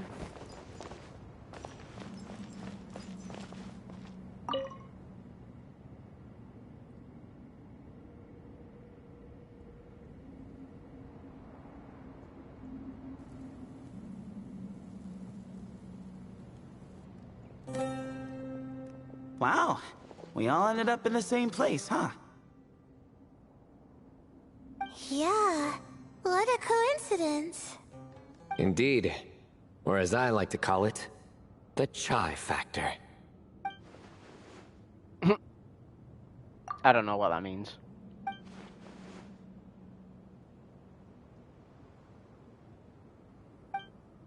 I think they're just as confused. No reply? Just say it. All right. Because it's spice to sweet brew again. Huh? Oh, hey, that's a new version.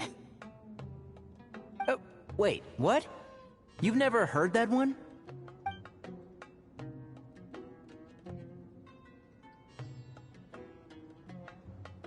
What are you looking for? A place to sit and read my book. Of course. Oh, great. What else is new? Well, looks like everyone made it through unscathed. Let's take this chance to get some water, rest a bit, and discuss what we learned. Sound good? Yeah, let's debrief. Everyone shares water, food, and also their findings. It turns out Sino actually did bring some spice tea.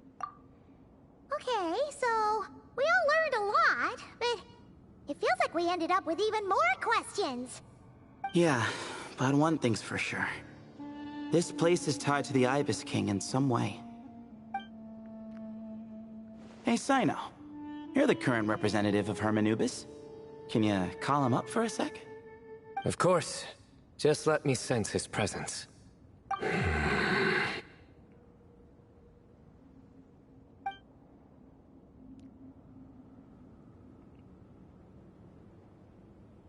Just kidding. I can't sense him at all. Jeez, Sethos. Did you set him up for that one? What are you, a two-man act? And our Haytham's just back there like, I don't care.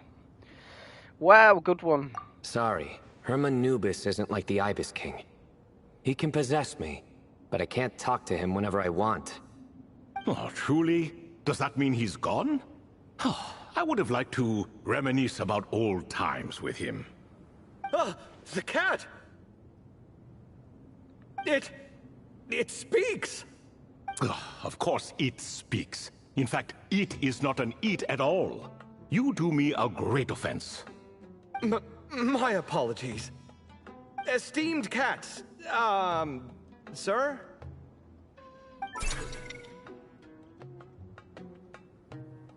Oh, this little contraption is still here. Contraption?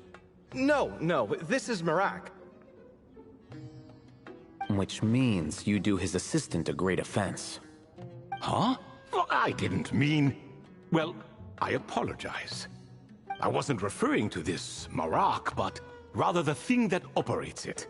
King Deshret was quite partial to it. I have forgotten what it was called. It must have had an official name, albeit in the old tongue. Even if I did remember, I would need to translate it into modern language. It's not important. Marak's a fine name. Even better than the original, if you ask me. Who thought of it?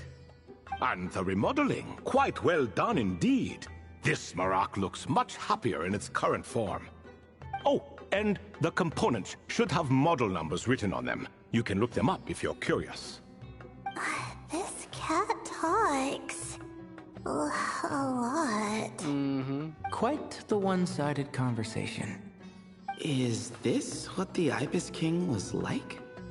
He seems quite eloquent. I wonder if he plays cards. Fuck's sake. Ha! I knew Marak was a great name. Go me. Let's see, what page was I on again?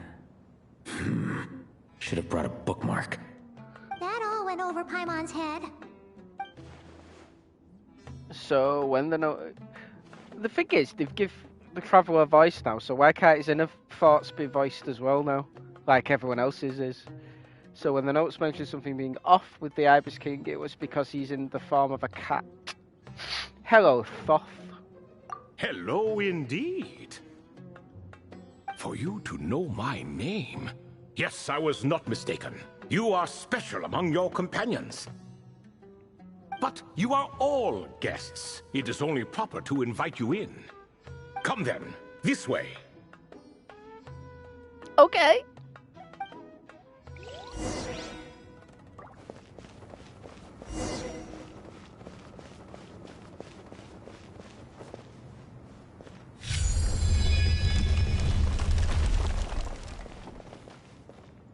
Up we go, or is it down below? Oh, down below. Down, down, down, down, down, down, down.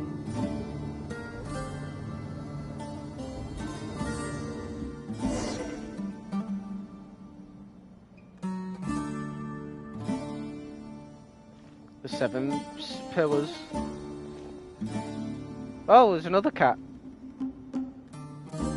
Welcome to my humble abode. Oh, your house sure is spacious, Lord Ibis King. I fear it's not quite what it used to be. In fact, it has long ceased to be my home at all. It belongs to the descendants of the cats I once raised. Such adorable creatures, aren't they? Take the one I'm borrowing here, for instance. A chubby fellow with such lovely fur. Anyway, tradition dictates that a special guest such as yourself be presented with a gift. Alas, it's a first-come, first-served basis, you see. I fear with the passage of time, none are left. What? So the treasure's gone already? Treasure, you say? Not an inaccurate description. Gifts and treasure, are you talking in a literal sense? Yes, and no. I have the power to grant gifts inaccessible to the masses. The only requirement is answering a question. Not a bad deal, yes? Of course, my questions were given unto me by King Deshret, who in turn received them from the Mistress of Flowers. There are 3, and no more. What causes our rise and fall? What obliterates love and hate?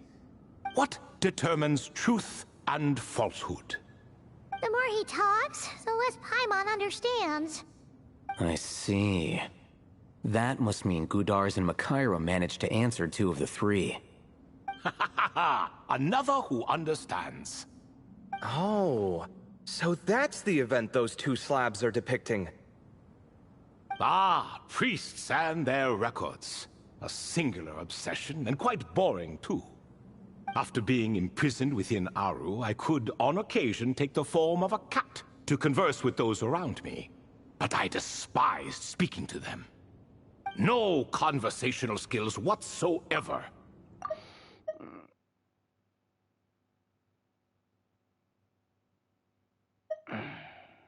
Now, humans like you who stumble in here from time to time, you are much more interesting.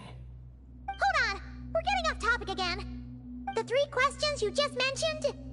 What are they for, exactly? Ah, that is a story that begins with King Deshret. And we're in for another long one. Yep. Nostalgia for the past is common to us all, is it not? And our king, he was such a proud, solemn man in those days. He watched us speak of the present and the future, of the wisdom we possessed or were about to obtain. We were his proud retainers, confident in our belief that, so long as each one of us used our abilities to the fullest, progress was inevitable. Yet, King Deshret's ambition was not destined to be allowed in a closed-off world such as this. So nothing went as planned. In fact, from the beginning, there were signs an outcome of this nature was inevitable. Because although there were 7 pillars, one was forever absent. Oh? Al-Ahmar would insist the Dendro Dragon Sovereign was one of us, but the dragon herself rejected that idea. Huh. Like a card you can never seem to draw from your deck. More like a card that was never in the deck to begin with. Alas, that's just who Al-Ahmar was. There was nothing we could do about that. And I always preferred chess to cards. In the end, life grew unbearable for our king. But, of course, those who remain must continue to live on.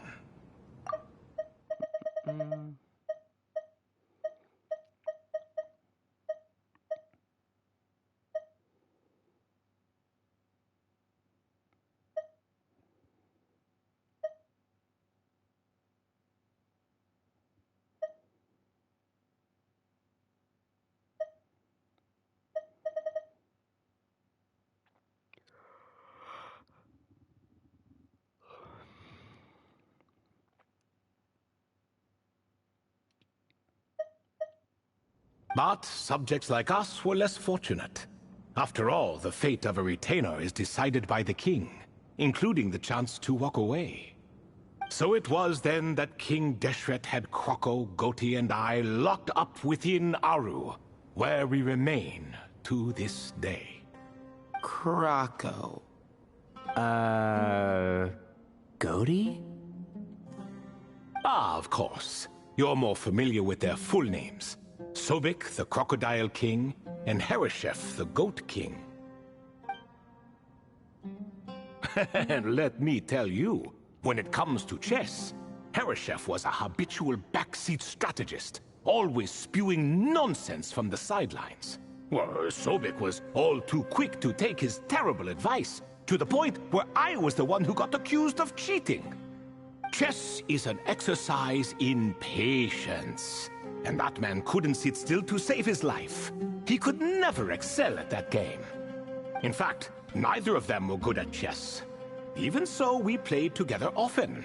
And since I was always the winner, we got along quite well. What are you laughing at? Were we not good friends?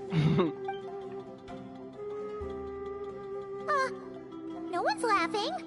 Paimon would never. No, not you. It's Goatee. He's laughing for no reason again. Can you not hear him? Ah, right. Of course you can't.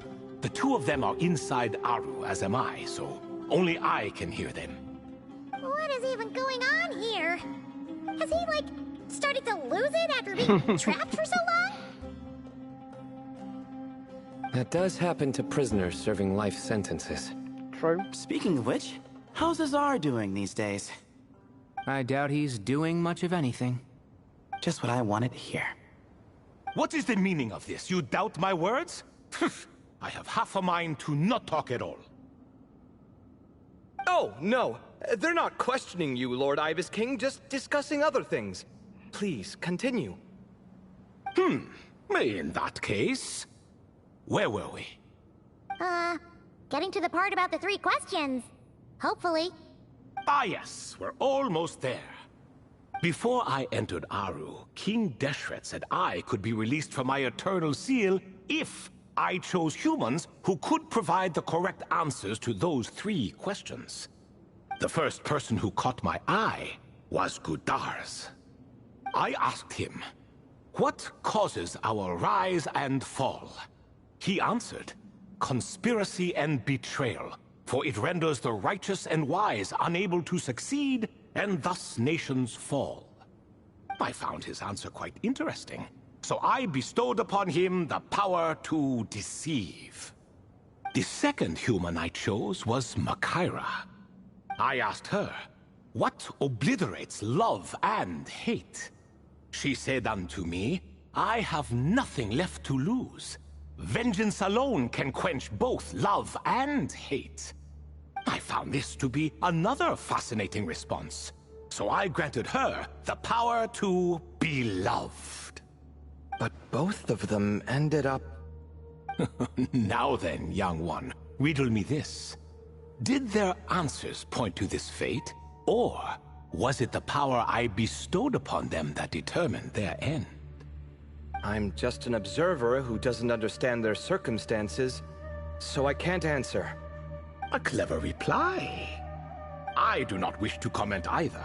It is all in the past at this point. My only wish was for their answers to be acknowledged by King Deshret's rules, and bring me one step closer to freedom.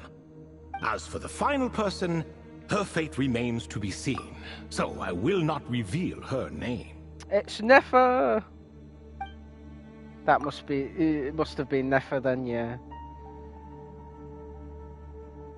I asked her, what determines truth and falsehood? And found her answer quite compelling, so I bestowed upon her a gift to match.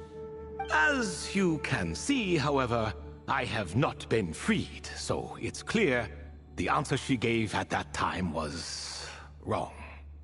But alas, 3 people were chosen and 3 questions were asked. So now all I can do is wait. Wait until her wisdom is in line with the rules set forth by my king. Until she has found the true answer to that question. No wonder there was no third stone slab then. Or perhaps you're just not ready to include her in the story. Though, that might be a generous interpretation. Well, it's not merely because her story remains unfinished. As the remaining priests of this place left, or passed on, there were none left to record the events that followed. Besides, Stone slabs are few and far between in the Great Red Sands.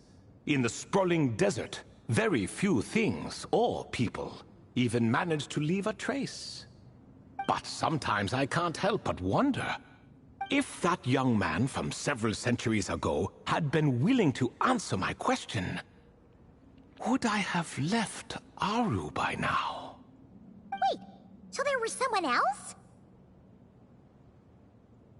Of course, it has been thousands of years after all. All sorts of people have stumbled upon this place, but I only chose the special ones. That young man had such a singular intelligence, though his companion, by contrast, was rather average.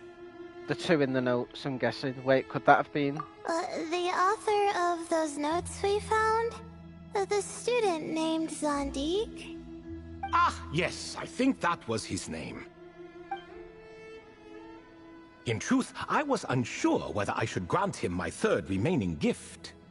He was, of course, exceedingly clever, but he was also mistrustful and narcissistic in equal measure, and there did not seem to be a line he was unwilling to cross. Too much power could be dangerous in the hands of someone like him, so I found myself rather relieved when he declined my gift. Oh, he turned you down? Did he give a reason? Yes. He said he didn't need it. I still remember the look in his eyes. Nothing stood out per se, and still I could sense contempt and disdain radiating from his gaze. I could not give an exact reason, but on instinct I just knew it would not end well to get close to a man like that. So, I tricked him. Stick close to your companion, I said. Only the descendants of Tuletula can come and go as they please. Leave him behind, and there is no escape for you. So, does that mean his companion wasn't a descendant of Tuletula? Oh no, that part was true. The lie was in the other half. Anyone can enter or exit this place. There are no restrictions. I saw that his companion was exhausted and was concerned Zandik might leave him behind, or worse, that some other accident might befall him.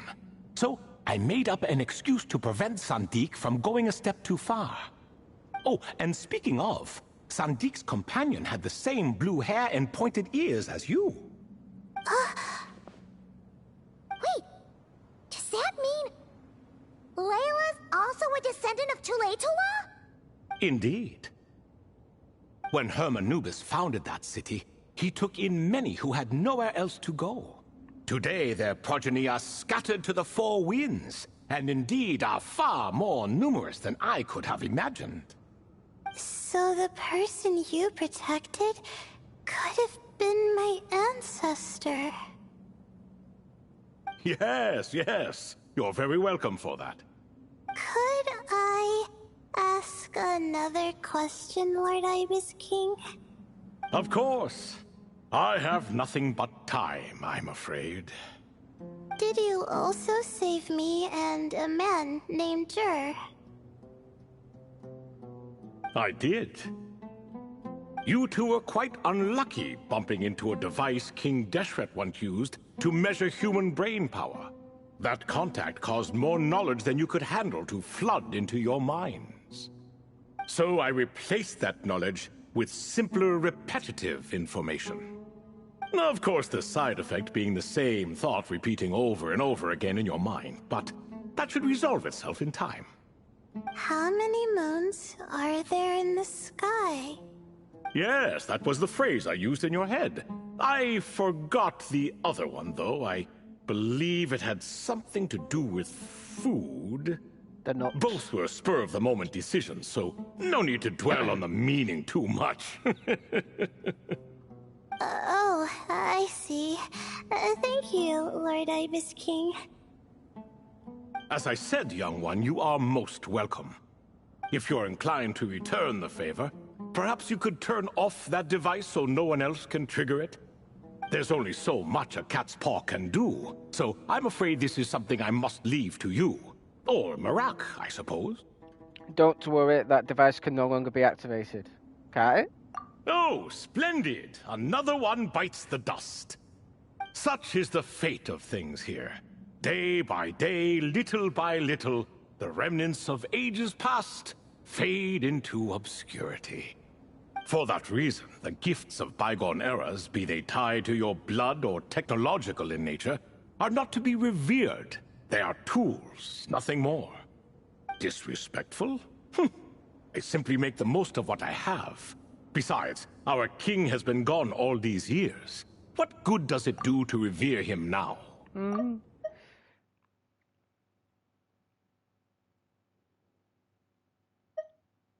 Oh, are you talking to the Goat King again? No, Croco this time. Croco. He's pestering me for another game of chess. Says he wants to even the score. Wishful thinking, if you ask me. If we counted one push-up for every loss, he'd owe me 300,000 by now. Of course, that's just a rough estimate. I've never kept count. It appears that's something you like. Being someone unable to be defeated. I suppose so. All right then. Time for me to extend my winning streak, and for you all to head home. I was expecting some more mystery. Best of luck to you. But they just took some weird device. In truth, deep down, I know even the answers to those 3 questions will not change my fate. But that is for me to reckon with. Go on now.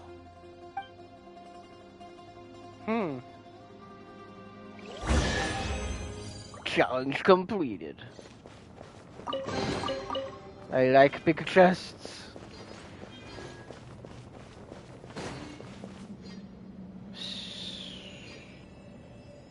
Goat King. Wait, where's the crocodile? Oh, there it is. Sobek. Can I talk to the cats? No. No. I saw a ginger one, where is it? There it is. Hello!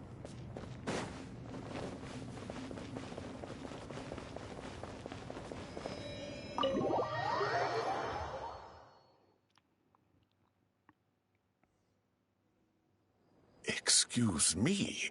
Do you even know what time it is? I've harvested 3 crops of tomatoes while you've been gone. You're exaggerating, Professor. I'm making a point. There's a difference. The sincerest apologies for keeping you waiting, Professor Cyrus. Are you really sorry, though? You're not.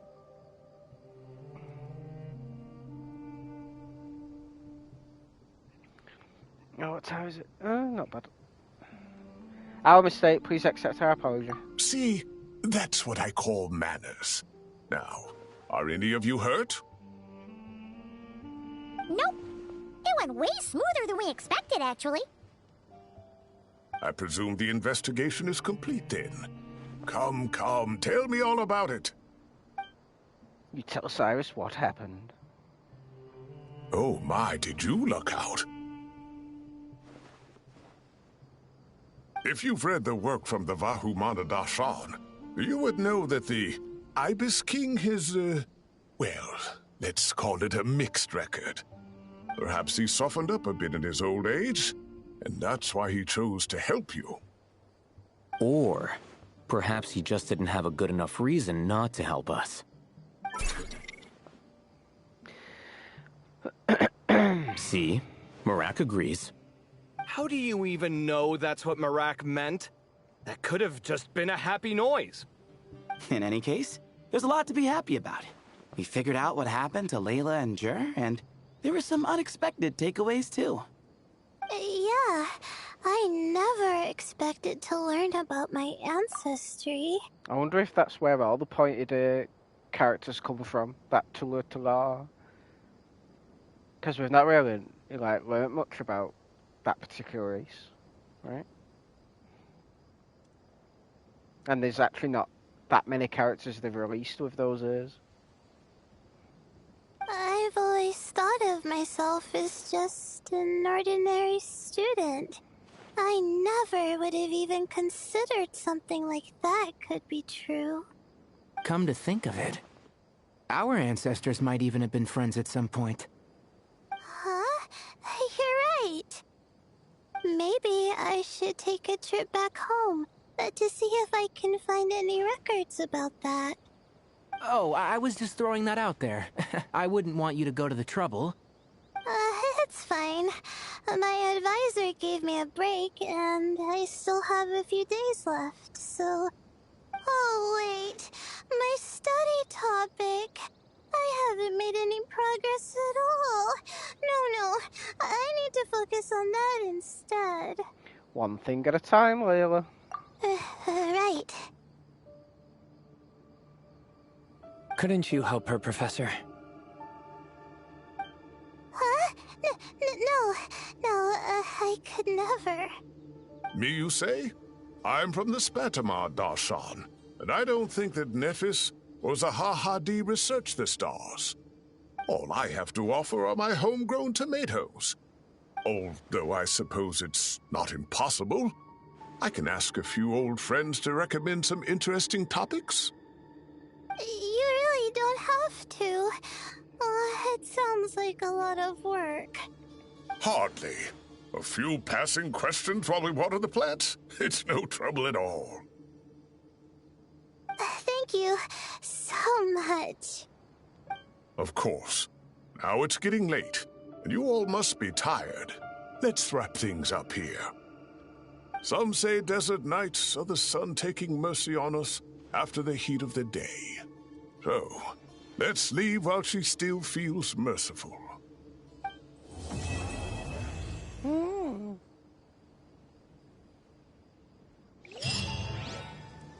What an interesting story, and more about Nefer as well. You made it back safe and sound. Glad to see it. We did. Guess you can't go back in.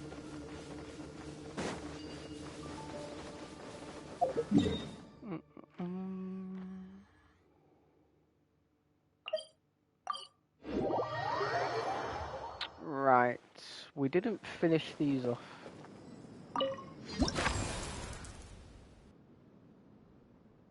Or should we have a conversation? Oh, you're back. Ready to delve into the art of solving mechanical puzzles? Or did you want to have a chat? I wanted to ask a few questions, actually. As you wish. When it's you doing the asking, I'm an open book. Would you prefer a doll that is cute or refined? Which is better, autonomous or manually operated devices? Ah, a classic debate. I don't think this is a question that has a definitive answer. Not for me, at least. It depends entirely on the scenario. Simply put, if the task requires repetitive mechanical work that dilutes the value of human mental labor, then automated devices are superior. But where identification, analysis, and decision-making are critical, manual control is always safer. Human thought is complex. Even if we were to simulate a 6-year-old's mind, the demands in terms of component design, system weight, and energy cost would be immense. As I see it, conventional hardware capable of simulating adult-level cognition is impossible to integrate into a compact device. For the foreseeable future, anyway. That was a very concise summary. I feel smarter already. Well, I've told you before, if you find these topics interesting, you should come to my classes. Maybe I will. Cyrus's student, Lisa Mincy, is known as a once-in-a-generation genius. But with your smarts, I bet you could give her a run for her Mora.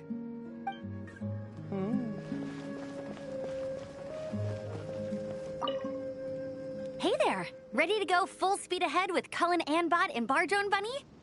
Our 2 scouting buddies are tuned up and ready for testing. Hope that you're not juggling too many things, Cully. Don't worry. I'm using this station as a temporary office for the Fieldwise Center as a whole. But it hasn't been too bad. Just a lot of data processing for our scout bots and some paperwork. Oh, and we also give suggestions on how to modify the internal mechanisms. When an investigation team comes along, we register them and check if emergency training is needed.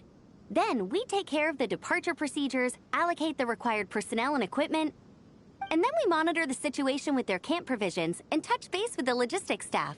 That's a lot to handle. They should pay you more. I don't mind. It's just temporary. The center hasn't been open for too long, so we're still working out the kinks. Yeah. Plus, verifying travel qualifications and keeping an eye on logistics is nothing new for me. And the academia is sending specialists to set up a formal administrative team soon. We just have to show them the ropes. Some of them are here already. So once that's set up, and the researchers submit their certifications, we can start delegating the work. And then we can take a well-deserved break. Have you visited other places in Sumeru? I asked Lisa and Kaya for some recommendations before leaving, so I have a list. Time's been a bit tight this trip, but Kali took me around Sumeru City, and we had tons of amazing food. She's one busy gal, though, so I didn't want to drag her from place to place. It made more sense to spend time here helping her out. I'm sorry, Amber. For what? I'm having a blast. Seeing you take the reins, seeing your friends place their trust in you, even rely on you, it makes me so happy. Traveling, relaxing, I can do that whenever. It's not like this is my last time here.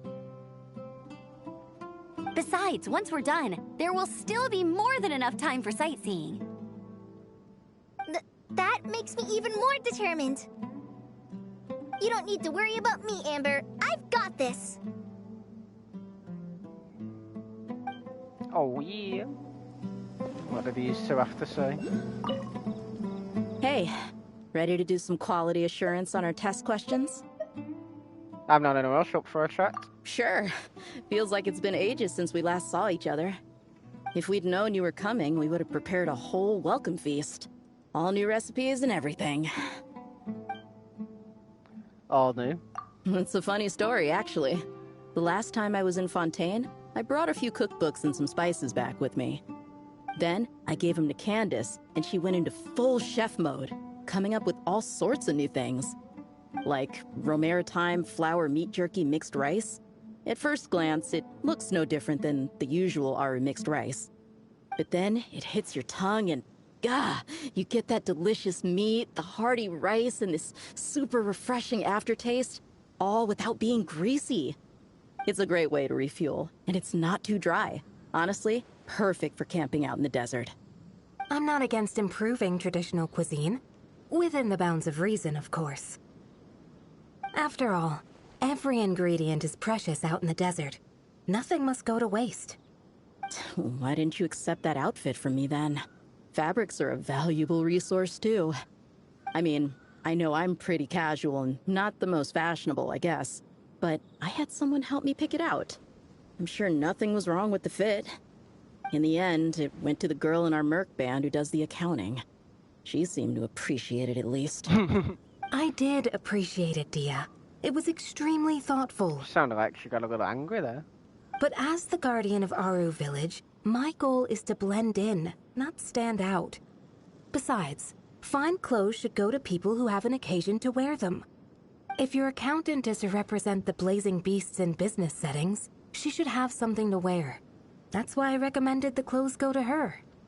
Oh, why didn't you say so earlier? I thought you just didn't like what I picked out. Well, seeing as the blazing beasts will be holing up in Aru Village for the foreseeable future, if you still want to offer something as thanks, you could bring us some bolts of cloth. I'm somewhat familiar with tailoring, and I could use them to fashion sand and dust-resistant cloaks for everyone. The fabric doesn't need to be expensive, just resistant to wear and tear. I trust your judgment on that. You're a real pragmatist, Candace. A cloak is perfect for this environment. Don't worry. I'll think carefully about the shape and pattern when I make one for you. Then all will know that you are an esteemed guest of our village. Oh, so I'm getting one too. Thanks, no need to make it too complicated. Oh man, I'm getting kind of excited. In that case, maybe I'll head to Liyue next. I've heard you can get some really nice fabric there without breaking the bank. And they've got a huge selection of silks as well, if that's what we're going for. But they've also got security in spades, so no merc work for us. We'll just be tourists. Polite, well-behaved travelers. Once we're done here, I'll make a plan with the rest of the beasts.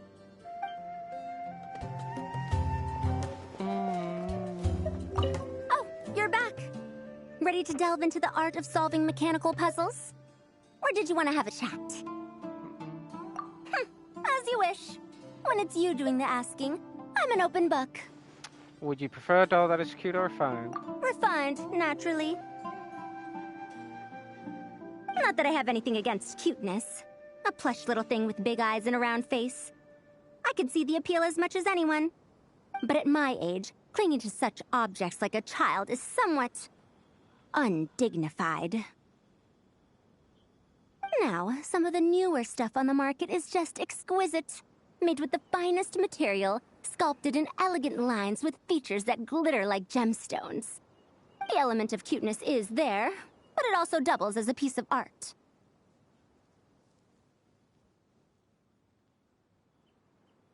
Wait a second.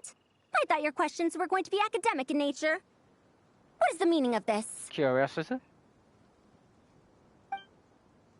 Just wanted to learn more about you. Ahem. Fine. I'll let it go this once. But that excuse won't work a second time. Fair enough. Ow, ow, ow.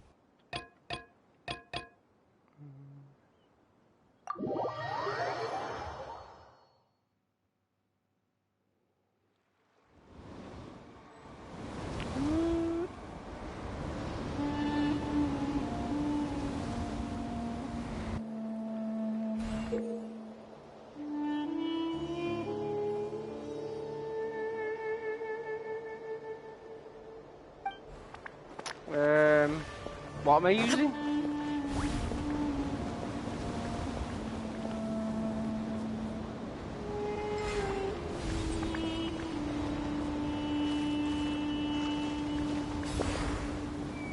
Oh, sugar.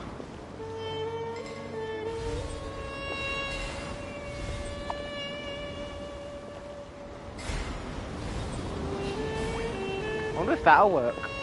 Like if it speeds up. Oh, it kinda did.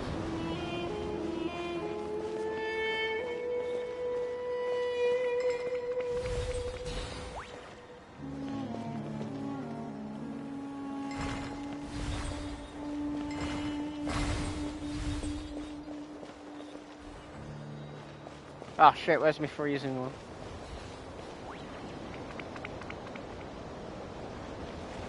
Oh come on, that should have worked.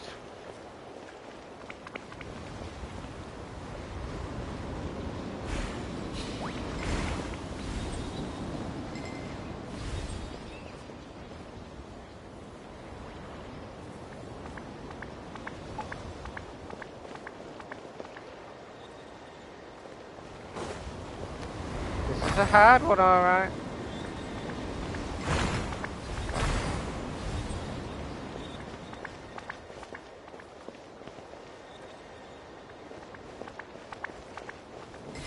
What did he say?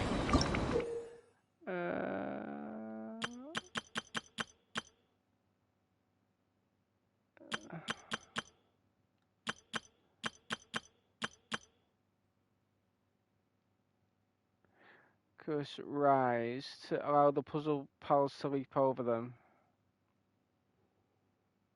Oh, it gives them immunity, right?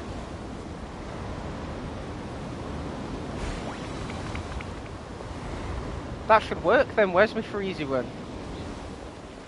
Oh, I've got it on. Duh.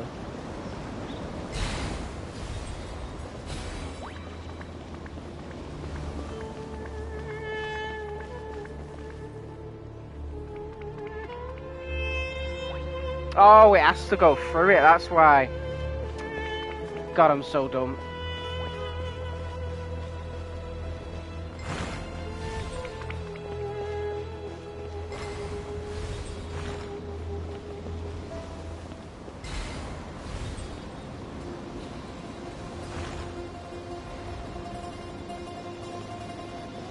Oh, just about right. Let's try that there, and then that one, the freezer. Right, yeah, that works.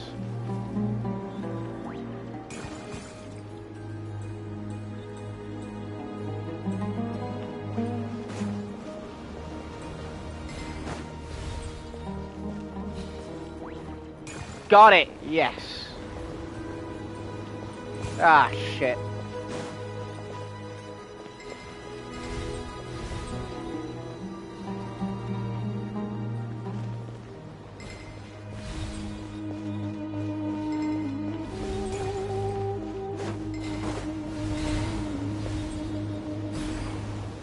Oh god, this one's gonna take ages.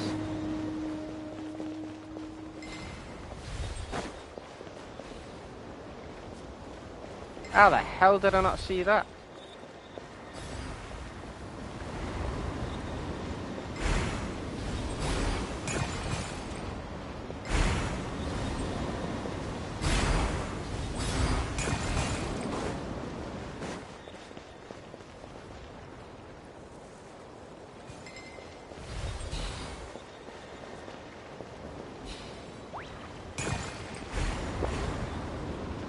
Oh my god, it works. Haha!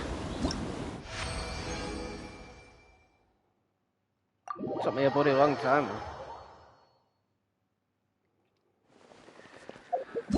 Right.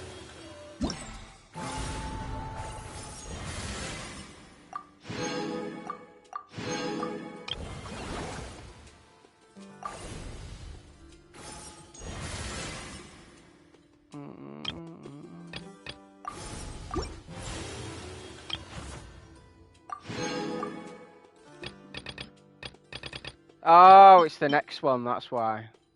So you get that after doing a few more.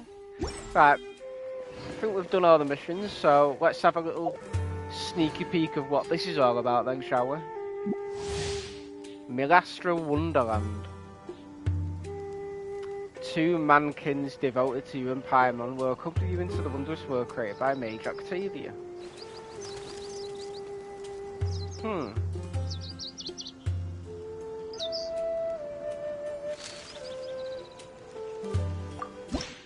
Imagine, if you can believe it, a whole other world within this universe. In that world, people found supreme bliss in what can best be described as lucid dreams. Reality became blurred, or rather, redefined. But outside of their flawless reality, the problems of the material world remained. And in the end, the cold, hard truths of the real world caught up to them in the reality to which they had escaped. Deep in the dark ruins, another soul who was fleeing destruction discovered the final remains of this world. These 2 terminals were once a means for the dreamers to manage the outside world. Now, they form part of the Mage's collection. The Mage once tried to form a world from things she had gleaned in her eclectic experience. But as the calm observer, she never found that spark of inspiration to bring everything together. Before fate caught up to the wandering Mage, she paid one more visit to her wise and learned friends.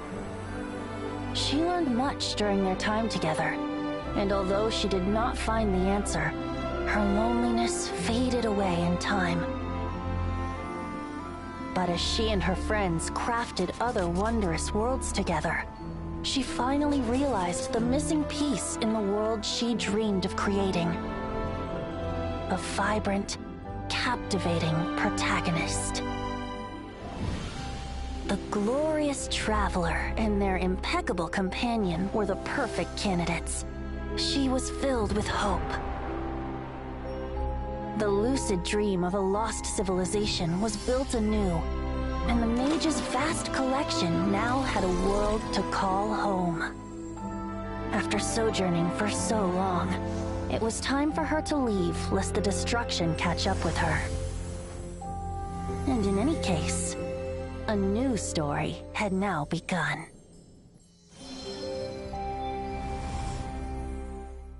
I've heard this is like its own bloody game.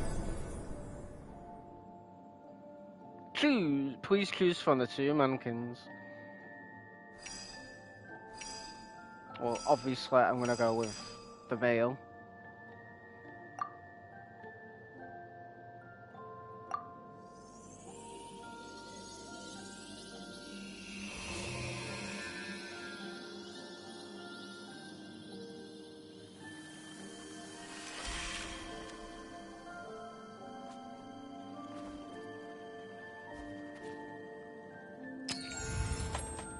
Oh my god. Oh yeah, I forgot you can change the appearance.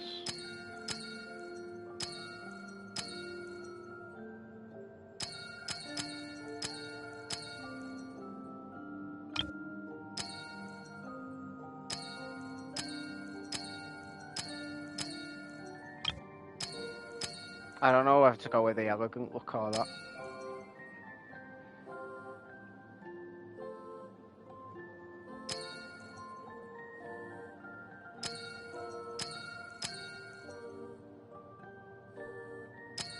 I'll go with basic for now. Oh my god, you can literally customize. How pale do we want to go?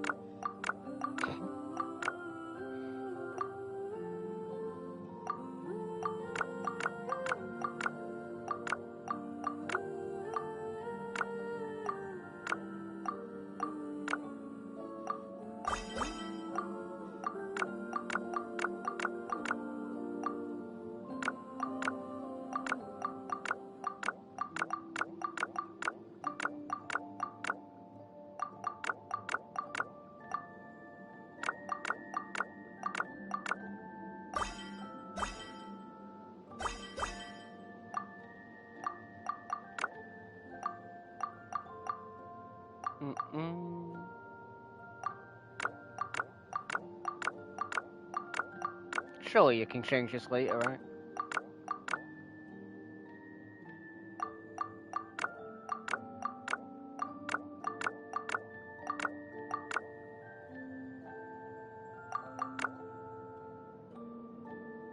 I kind of like the cloak.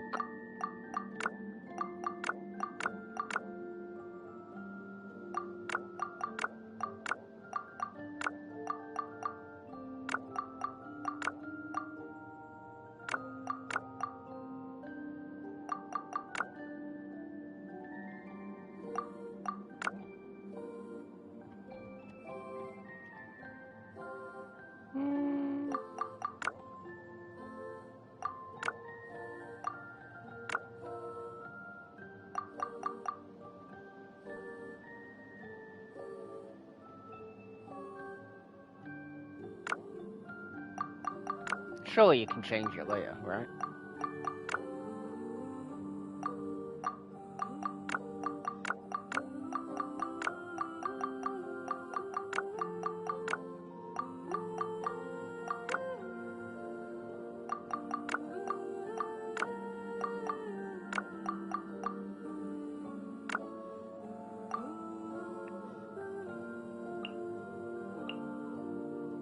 Sincerest greetings, Traveler in Paimon.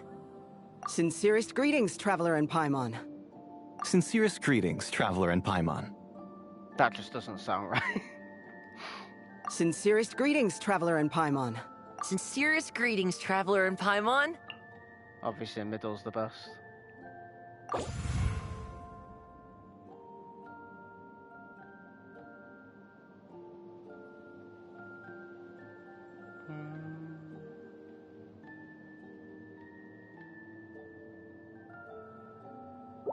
Well, duh. Ryan 2.0.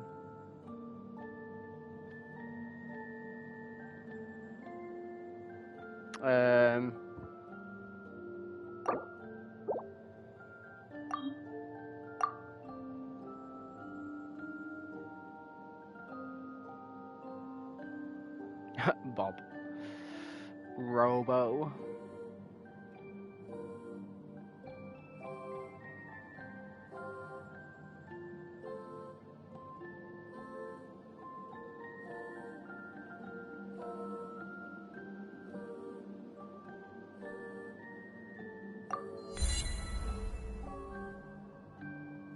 Robot? Why not? It's a robot.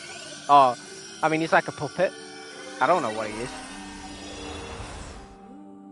I should have really thought about that. So hopefully you can change it.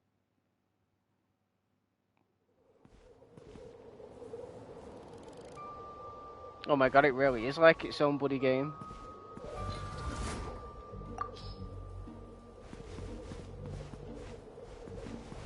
Holy moly!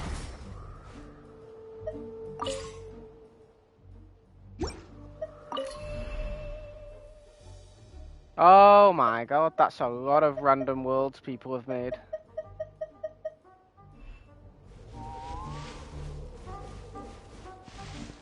So what, does this have like its own story mode? Oh my god!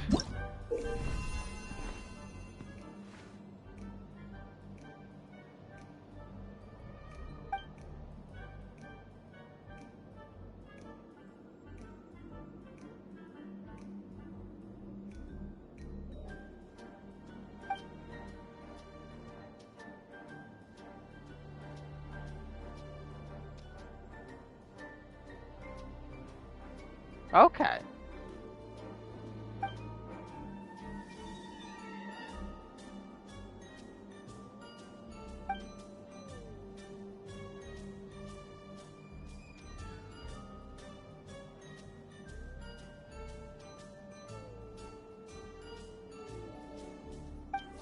So you can change stuff.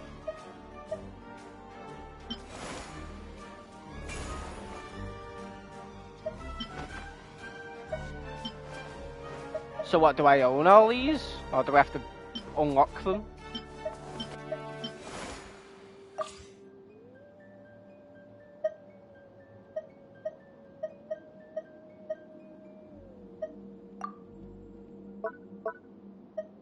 I can't bloody tell.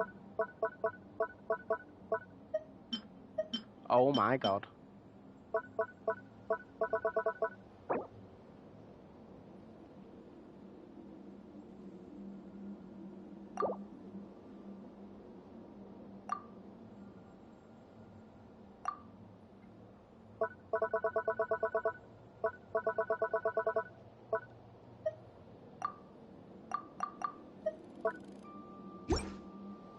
God knows what that's all about. What else have we got here?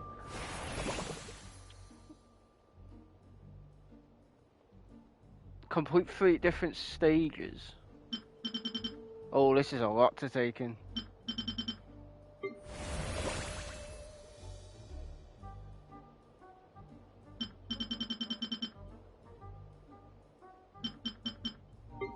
Bloody hell, it really is like its own fucking game.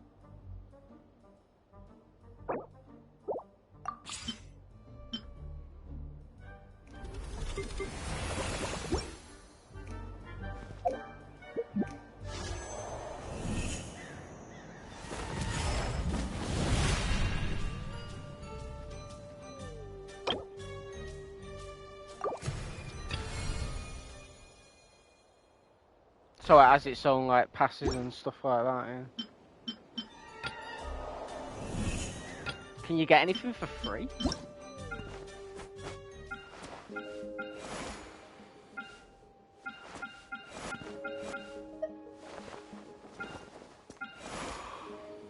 Can't tell if I've got any looks or not.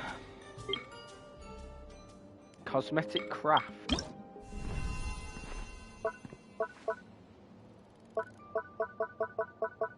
Okay.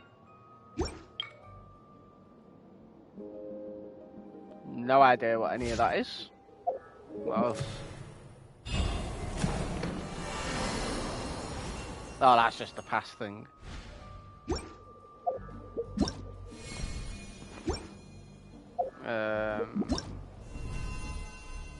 Oh, this is where you buy stuff.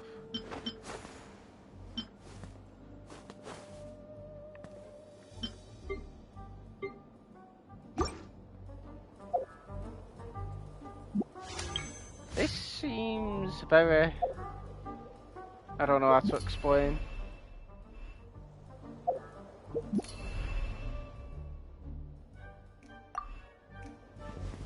What does this do? Oh! We got something. It's very Halloween themed in here.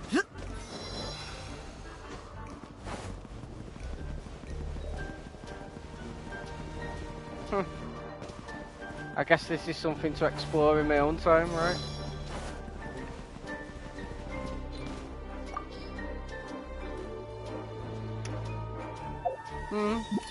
Well, it's nice to get a preview of it, I guess. Shit, how do I leave?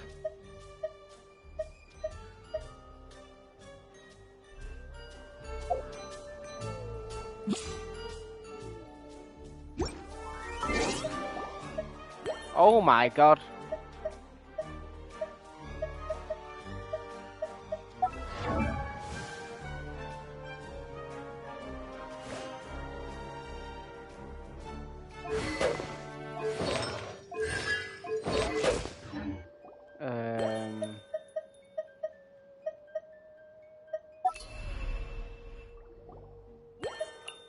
How do you leave? Oh, right, okay. Just quit the game or send you back? Oh god. I don't know how to go back.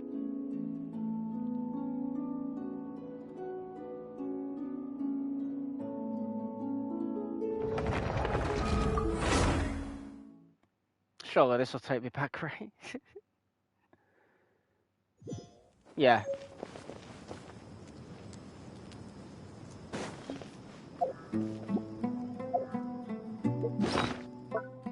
Is that actually one of my characters now? No. I was gonna say. That'd be weird.